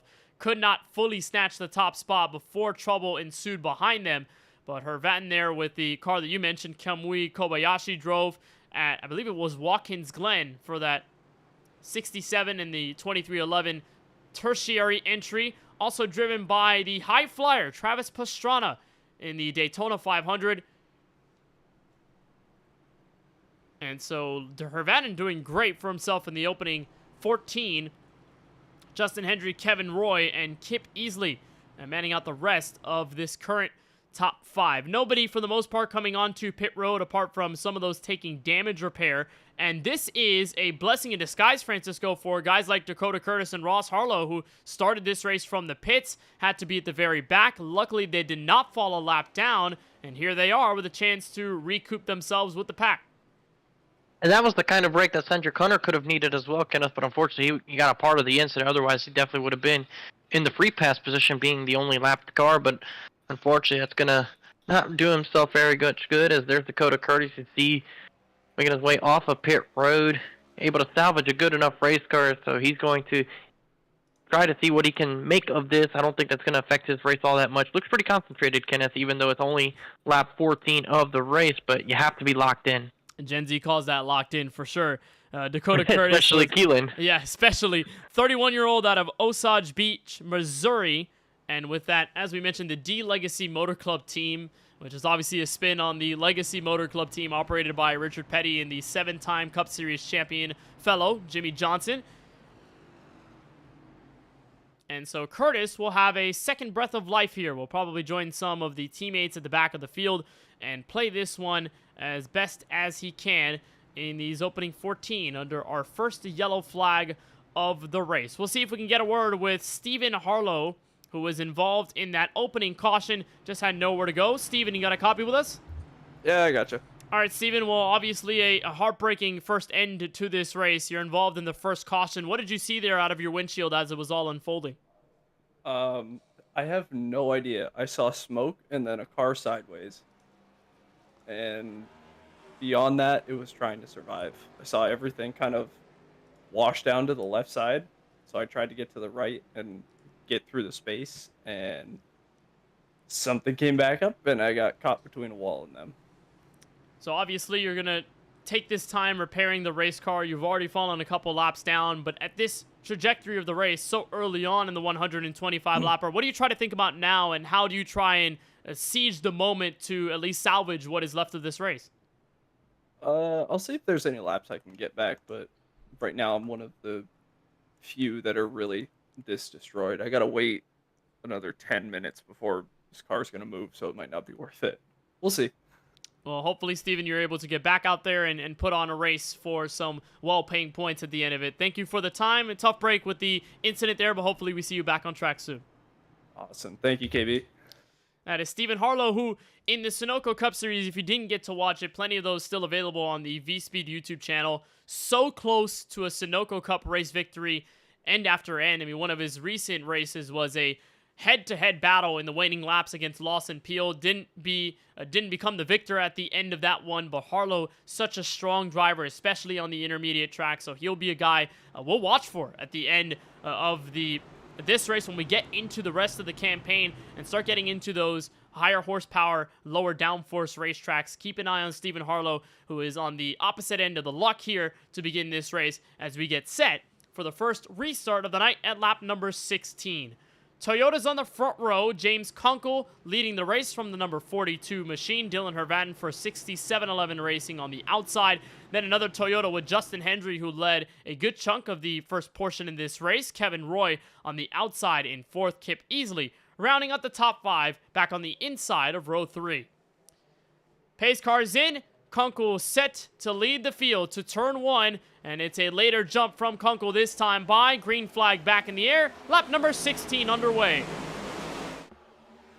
That was a great jump for your top two in the inside lane. It just left Kip Easley so far back behind them, and that'll allow the 67 of Dylan Hervatin trying to make something happen here with Kevin Roy on his tail, but immediately Kip Easley is able to make that up, and the 42 already deciding which lanes he's going to have to block, and it's going to give the 67 the outside to try and challenge for the top spot. But it almost got him bobbled out of shape. The push from Justin Hendry nearly got Kunkel out of the way. Dylan Hervatin, with help from Kevin Roy, will snag the race lead. Kevin Roy with a wonderful push down the Daytona Superstretch, and Toyota's lead it 1, 2, 3, and 4. Hendry goes up high to push with Roy, looking for the race lead, but Dylan Hervatin getting his fair share of laps led up front at Daytona.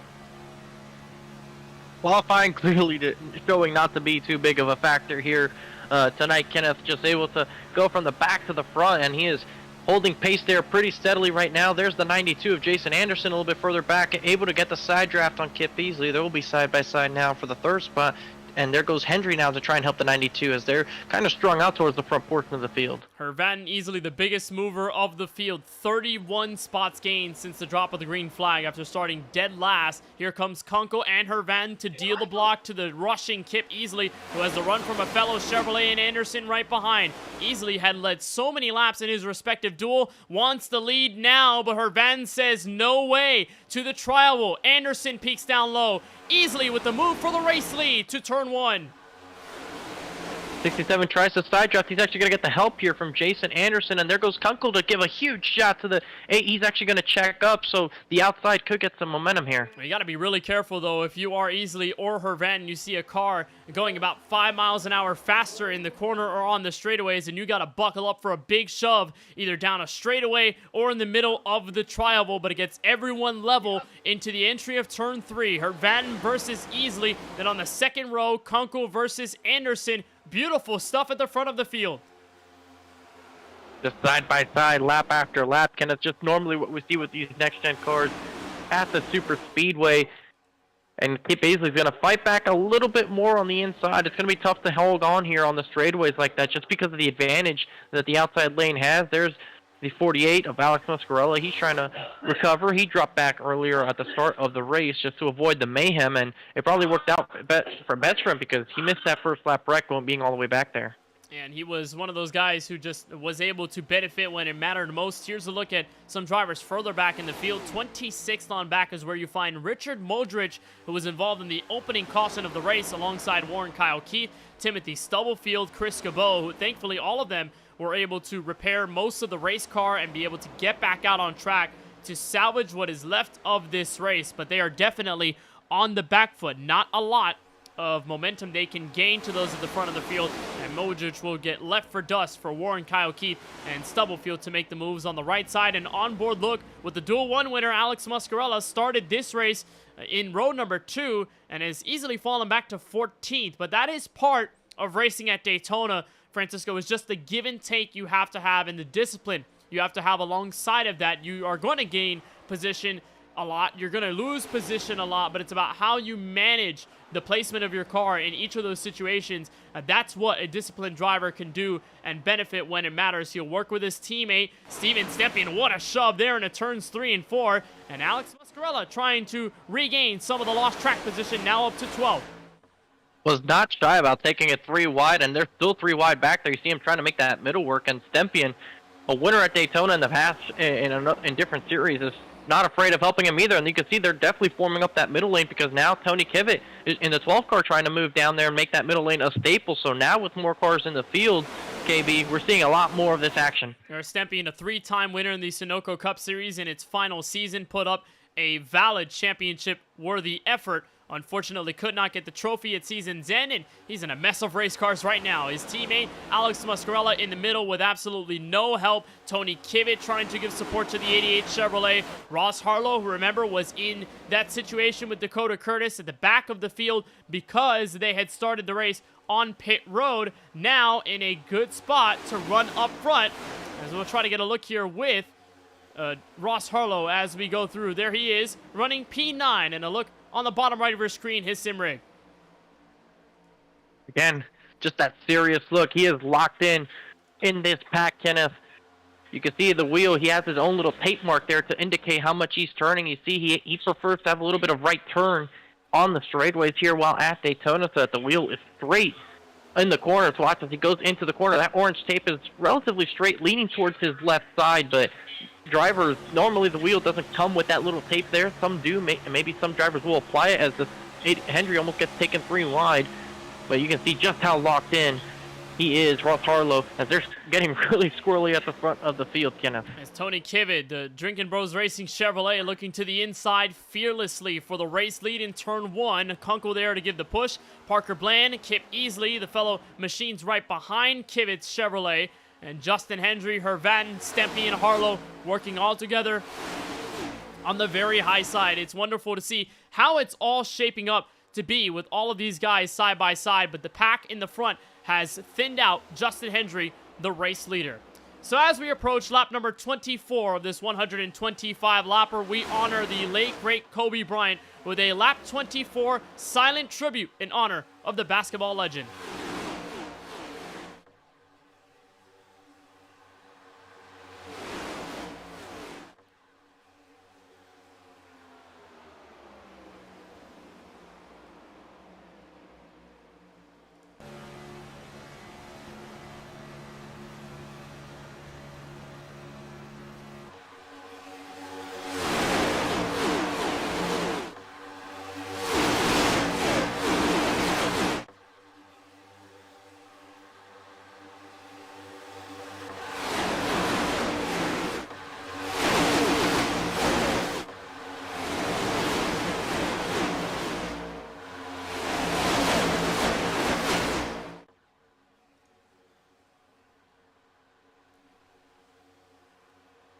Incredible to think, Kenneth, that it's already been 5 years since we lost such a great man. It was January 26, 2020, in that helicopter crash that obviously sent the news ablaze, and everyone shocked to see what happened there, and so sad to see him gone, but his legacy will forever remain. And thank you for joining us in that silent tribute for lap number 24. You looked at the battle for the race lead, decided quite easily. Steven Stepien making a move underneath for the race lead, and the biggest point of emphasis, Francisco, is that there are 3 Droppin the Hammah Racing Chevrolets nose to tail. Stepien on the outside, Harlow behind, Muscarella the 3rd car. So we talk about how crucial and important teammates are in finding your friends in a race like this. DTH is using that to effect 25 laps in.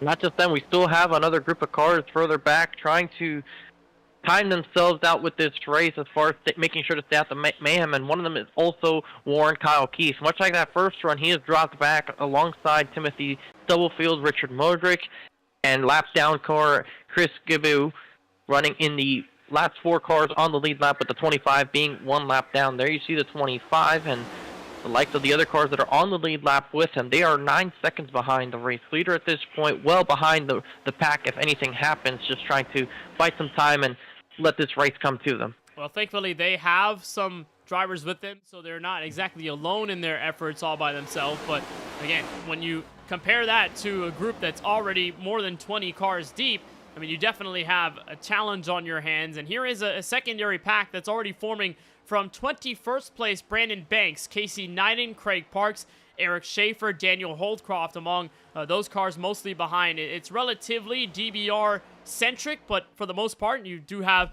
some different drivers in there as well, so it's not an entire DBR effort like we had in some of the dual races with Lawson Peel and company working with his teammates from start to finish to try and get a win at the end of that. There is Peel, the Columbus, Mississippi native, sitting inside the top 17, trying to get around the league owner of the Sunoco Cup Series back in time, Dakota Curtis, and then CJ Munier with help behind. There's Jason Hastings, Zach Hall, one of the front row starters, Jason Anderson, who took a turn at the front of the field but just sort of got shuffled back through this portion of the race. But right now is where you start to get a little calmer, Francisco. You may start to enter green flag strategy at this point and could start thinking about that. But for the most part, you have found your friends, you found your lane, you know what's working and what's not right now. So it's just all about adjusting from here on out as a driver, no? Well, yes, you have to adjust, but also there's split strategies going on right now, which is probably the thing we have to think about most. So a good amount of cars did not really pit on that lap 14 caution or the lap 12 caution that we had, Kenneth. So we know that the fuel window is much shorter than what it was in the duel.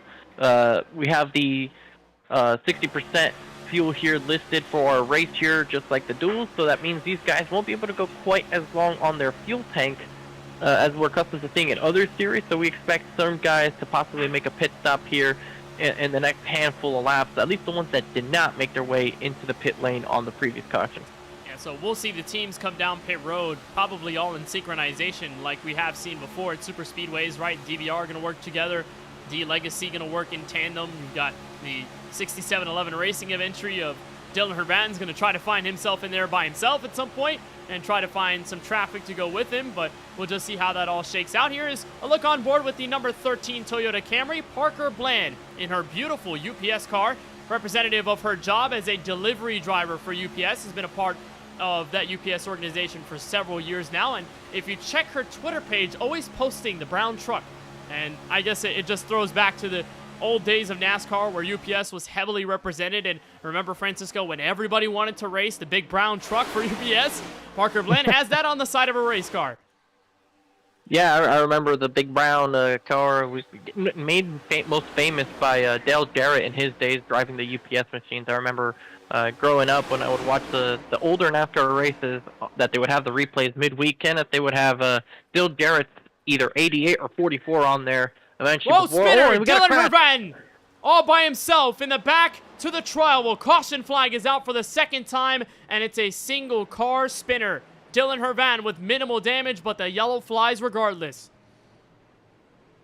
And he either almost hit a couple cars or just went through somebody. Somebody got lucky in that spin, sending Herbatin through them and not capturing any damage themselves. I believe that it was Zachary Hall that went right through that 67 to not get any damage. Here's the replay on our screens, and looks like it's a push gone wrong. Yeah, right there, boom, into the right rear, and gets a piece of Jason Hastings, and then right there, oh my, I believe that was CJ Munier. That was heavy metal Jesus at work there for Richard Swavely getting through there on the trial, but Dylan Hervan there with the faulty push from James Kunkel, similar to how Alex Muscarella got around in Duel 1, was because of a push from behind, and then once you get to the side end of the race car, you can easily hook the car in front of you around. So Kunkel gives the initial push, he's off center here, and then gets into Hervanen, who gets into Zachary Hall, phases through that Toyota Camry, then banks off of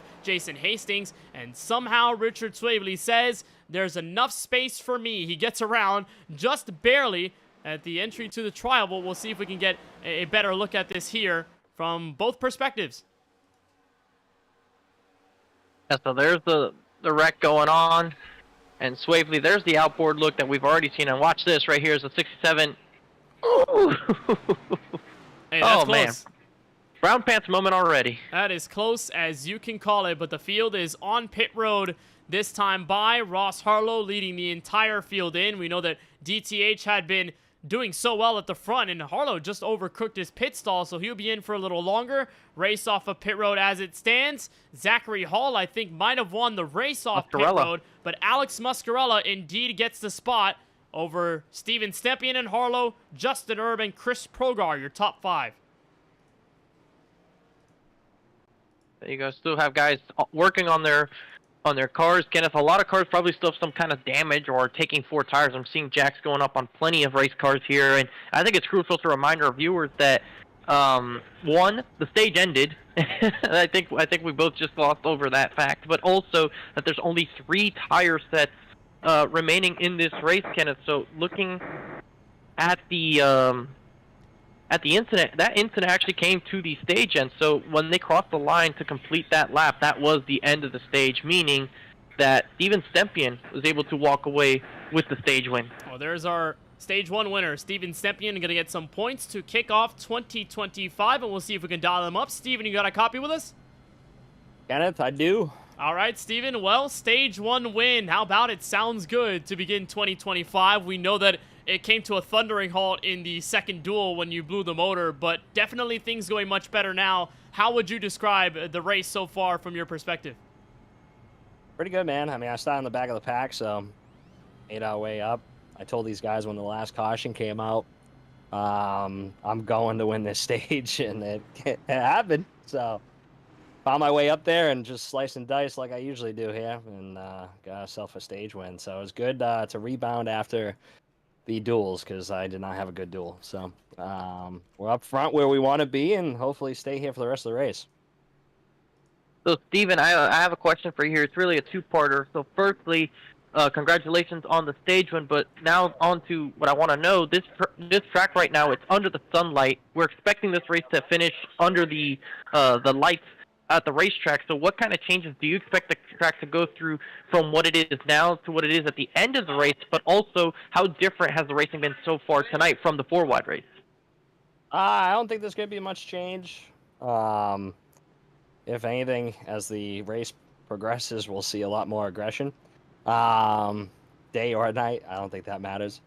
But no, pretty similar to, the race at 4-wide earlier a few months back. I see a lot of people laying back. When me and Alex were going through the field in the middle there, you heard a lot of guys get off the throttle because I don't think they wanted to be involved in anything. So, people are laying back, but I think we're going to see the intensity pick up here, especially come towards lap 60 for that last stage.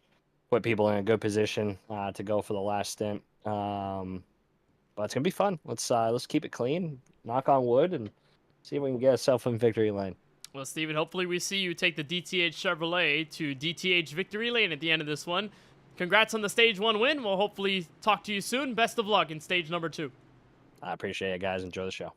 That's Steven Stepien, the winner of the opening stage. I'd say, Francisco, he's got a pretty good track record here at the World Center of Racing, because in the first race of the final Sunoco Cup Series season, he won. The first race of the most recent 4-wide racing season at Daytona, he won. So pretty good, considering everything that's happened to Stempien over the last year or so with his foot injury that sidelined him for a good amount of the first part of that season in Sunoco Cup action, and he's in a good position with the Stage 1 win. Alex Muscarella and Stempien will lead this one back to the green flag. For stage number 2, we go until lap number 60. Big shove in the restart zone from Ross Harlow to Muscarella sends him about 2 car lengths ahead in the chase to turn 1. And a terrible restart at the same time for Justin Erb and Kip Easley. They lost a lot of ground to your top 2, but I'm not sure that maybe didn't give the 16 a little bit of damage, Kenneth. That was an extremely hard hit. That was probably a 4X for those guys. They're now tandeming out in front of this field, but eventually they're going to get ran down. And Harlow will have the advantage, but he's looking keenly at that rear view mirror to see what Chris Progar and the rest of the pack are cooking up, because they have organized quite well. Kip Easley in support with his Drinkin' Bros Racing teammate of Lawson Peel and Zachary Hall right behind, and then a ton of cars here right behind Alex Muscarella, who will get right in front of Ross Harlow and try to block the run off of turn 4, but Kip Easley gets the momentum, and Kip Easley to the race lead at lap 35. And already a second pack has formed up, Kenneth, about a second behind this main pack, and it's being led by Tony Kivett and Craig Parks. You see that a little bit behind on the main screen.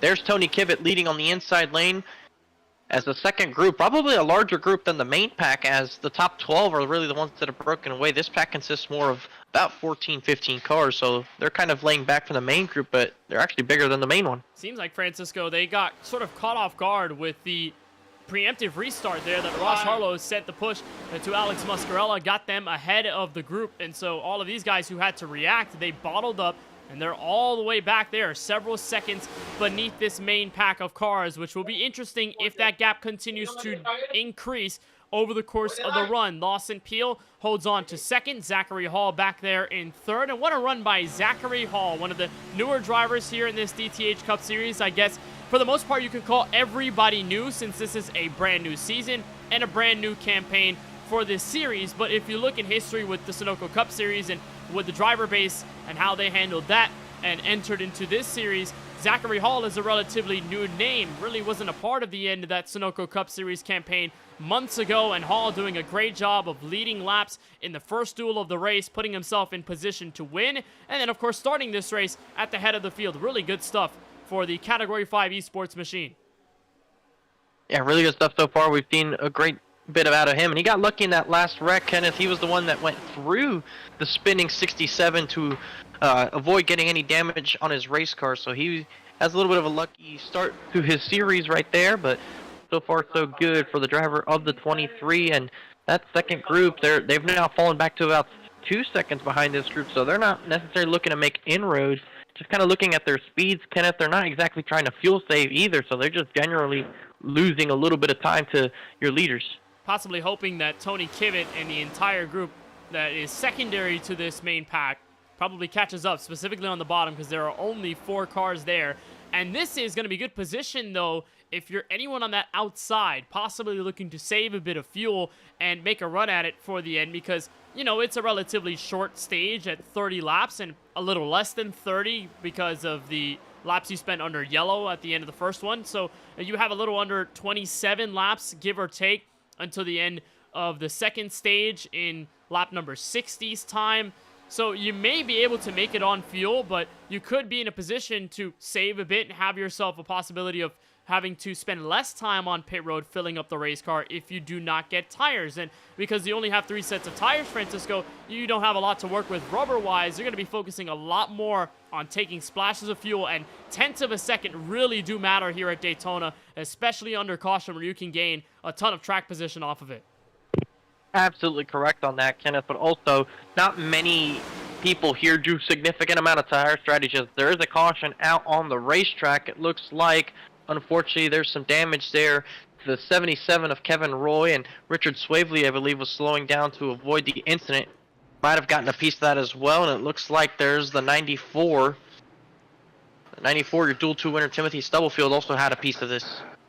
Some cars with damage, but Kevin Roy, the big loser off of this most recent caution that flies here at lap number 39. About 20 laps to go until the end of the stage. This is at the back of the field, so we'll get a look at what exactly happened. And it was, Stubblefield getting turned around by Daniel Holdcroft at the tri-oval, Francisco, and that's exactly what ignites the impact there off of turn 4. Yeah, you see it right there, just some contact on the outside of him, and just the 31 had a good enough run, just squeezes up to the outside, just misjudges that, I guess, and that sends the 94 into the outside, collecting the 77. Let's see if we can get an onboard look here from Kevin Roy, if possible. Right there.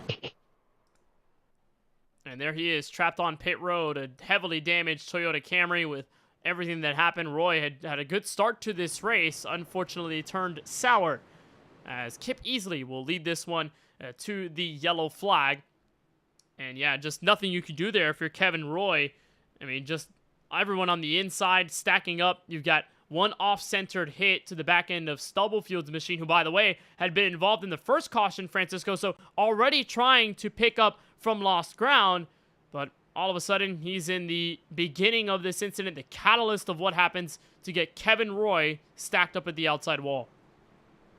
Yeah, there was no way he could have seen that was about to happen, Kenneth. Just, it happened right on his left side, and I mean, there's just nothing you can do. Sometimes you wish you could, but you really can't in that situation. So, unfortunate circumstance for Kevin Roy. Fortunately, he doesn't have too big of damage on his race car, so I do expect him to be able to get back out there and try to make some kind of run at it to continue in this race. Let's see if we can get a word with one of those guys slightly involved in that accident. This is Daniel Holdcroft, driver of the number 31 Chevrolet. Daniel, you got a copy with us? I do. All right, Daniel, well, we know that you were not in the best placement there for the recent caution, kind of in the heart of that incident with Timothy Stubblefield. Walk us through what happened there from your windshield, and what did you see in that moment? Well, I've been pushing Stubblefield all through the duels and tonight, and I just got a little bit of a run, and they checked up at the same time, and that was about all she wrote, because I was on the brakes as hard as I could. Well, you were slightly involved in that, but good news is you don't have much of a damaged Chevrolet Camaro, and you had a chance, like most of the field, to race in those duels earlier on tonight. Was there anything that you specifically learned in the duel races versus what you're seeing already 40 laps in that either is very similar or you can sort of take notes on and sort of execute later on in the race? Well, it seemed like during the duels, the low side was the fast side, but tonight in this one, it seems like that high side gets the run down the front stretch and the back stretch, and you can just take that inside line right over if you got a good draft on the outside. Well, Daniel, tough break that you were slightly involved in that incident, but you're going to be able to keep going, so best of luck on the next restart. I appreciate it, buddy. That is Daniel Holdcroft, driver of the number 31 Chevrolet, as he rejoins this field from 19th. Should be where he gets going when we get our next green flag at lap number 42. So this will make it about 17-ish laps, maybe 18 or so, into the end of the second stage. We know that things got a little aggressive there, the final lap of stage 1 with Dylan Hervatin going around. Probably less aggression than we anticipated a bit, Francisco, but what do you see at the tail end of the second stage now that we got a different look up front? Oh, we're going to have about 19 laps until that stage end, Kenneth, so everyone should be able to get there on fuel, no problems. I expect to see more aggression. It looks like this race has been full of aggression all up and down the field, but this restart's going to be interesting. We've seen the last handful of restarts, the second or third row just really struggle with restarts, particularly Kip Aisley, Kenneth, and he's going to be the race leader, so he'll actually dictate when to go, which could possibly help his entire line on this restart compared to previous ones. And he's got his teammate, Lawson Peel, with him, who, much like Dylan Hervatin, had a long journey to the front of this field, did not put a time in qualifying, and didn't really do so well, it looks like, in the duels to be categorized either in the mid portion of the field or at the front. So starting 31st, having a lot to gain from it, could get his first laps led of the night. The three-time Sunoco Cup Series champion, all-time wins leader, had 7 wins in that final championship-pursuing campaign, and then just got it done in the final laps at Homestead Miami Speedway. But although he is successful at many of the other tracks we visit, probably will be a household name for a good majority of this season. Daytona has always eluded him. It's one of those tracks, one of those races that despite his success almost everywhere else, has not been able to achieve. Kip Easley, the race leader and race controller. When we get back onto the restart, we'll get a look on board with Lawson Peel and get a look at what it's like to take the green flag on the front row at the World Center of Racing. Restart, lap number 42 with Kip Easley and Lawson Peel on the front row. Restarting in second place is probably the most difficult spot to restart in on the sim, Kenneth, just due to the fact that you have no idea when that leader's going to go, and he's right next to you, so you always have a delayed reaction, and there's not such a delayed reaction there by the 48 and the 7 to jump up to the outside, and now Peel gets behind his teammate Kip Easley, and they're going to be pushing and shoving on the inside lane to try and get themselves up to speed, but for now, it is just them on the inside. That outside lane has more numbers to it. And it is a good look for Droppin the Hammah. They've got Chris Progar right there behind Muscarella, the Duel 1 winner, Ross Harlow, Steven Stempien, the main pack that was so successful at the end of the opening stage, to lap 30, making moves and making it work. Here crossing the line for lap number 43, and for Progar being one of those drivers now at the front of this pack for TOW Racing. Does he make any moves? Not sure. He's got some friends along with him. That DTH camp that he's definitely raced with for several years now.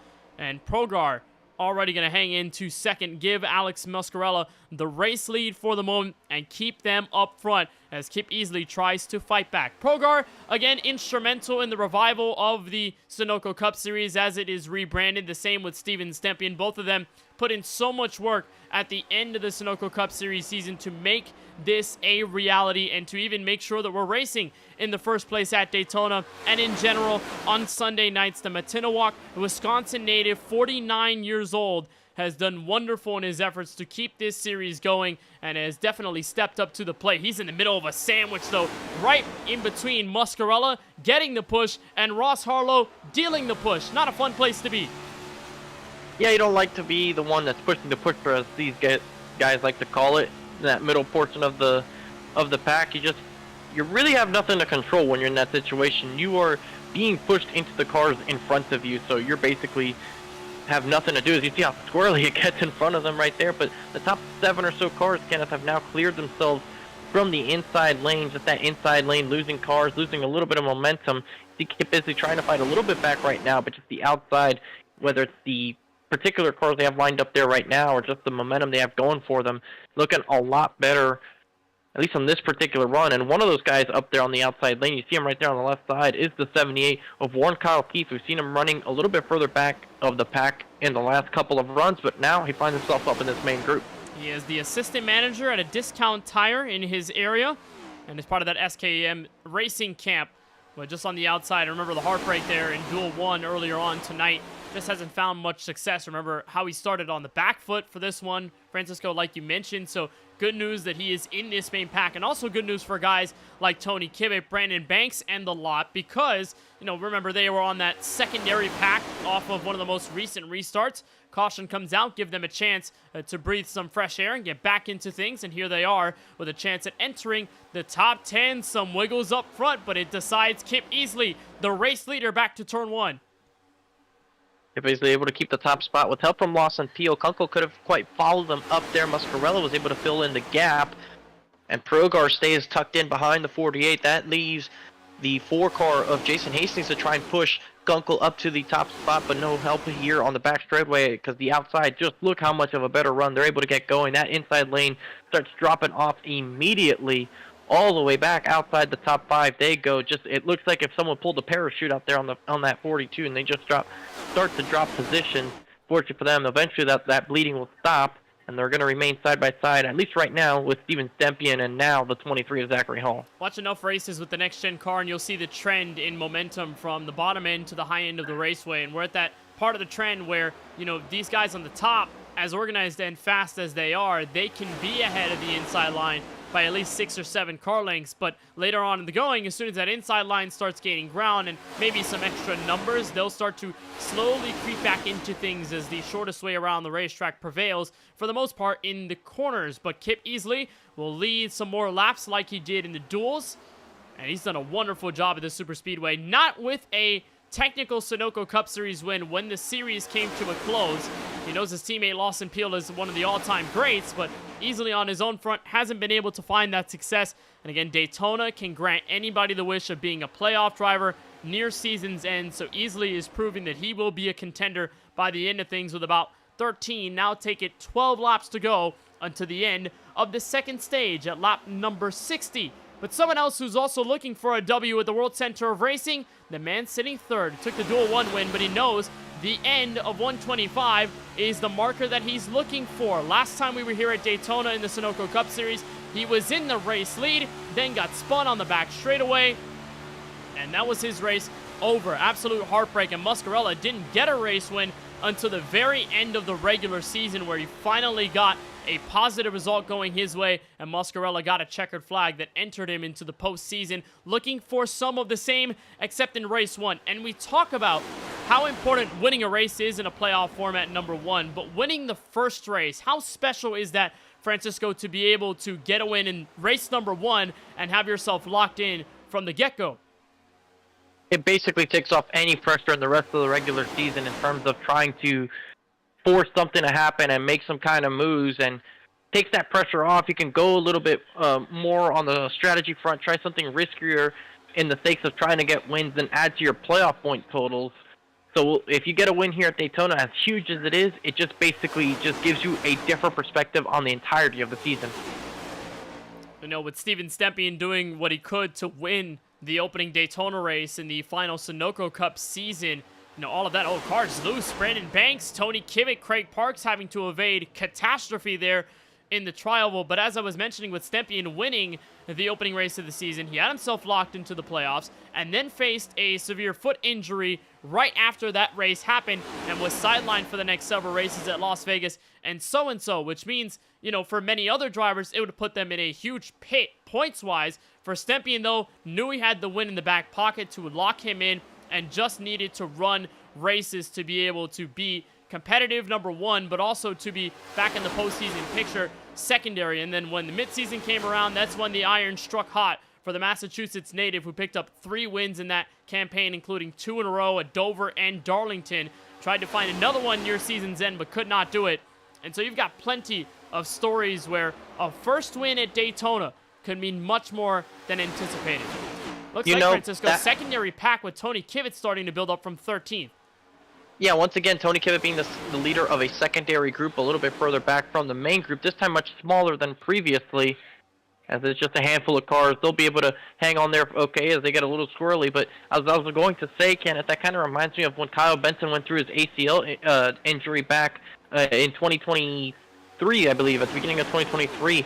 Was racing in 4-wide, didn't necessarily win that opening Daytona race, but still had his injury, missed a ton of races, but then came back and did a fair share amount, got back into the playoffs off Joe Sanchez giving away his position. But with that opportunity, Kenneth, he got into the championship spot, was in position to win the championship at Homestead against Lawson Peel and Jaden Porter. Just didn't exactly go his way in the closing races. So between Steven Stempien and Kyle Benson having injuries to their legs,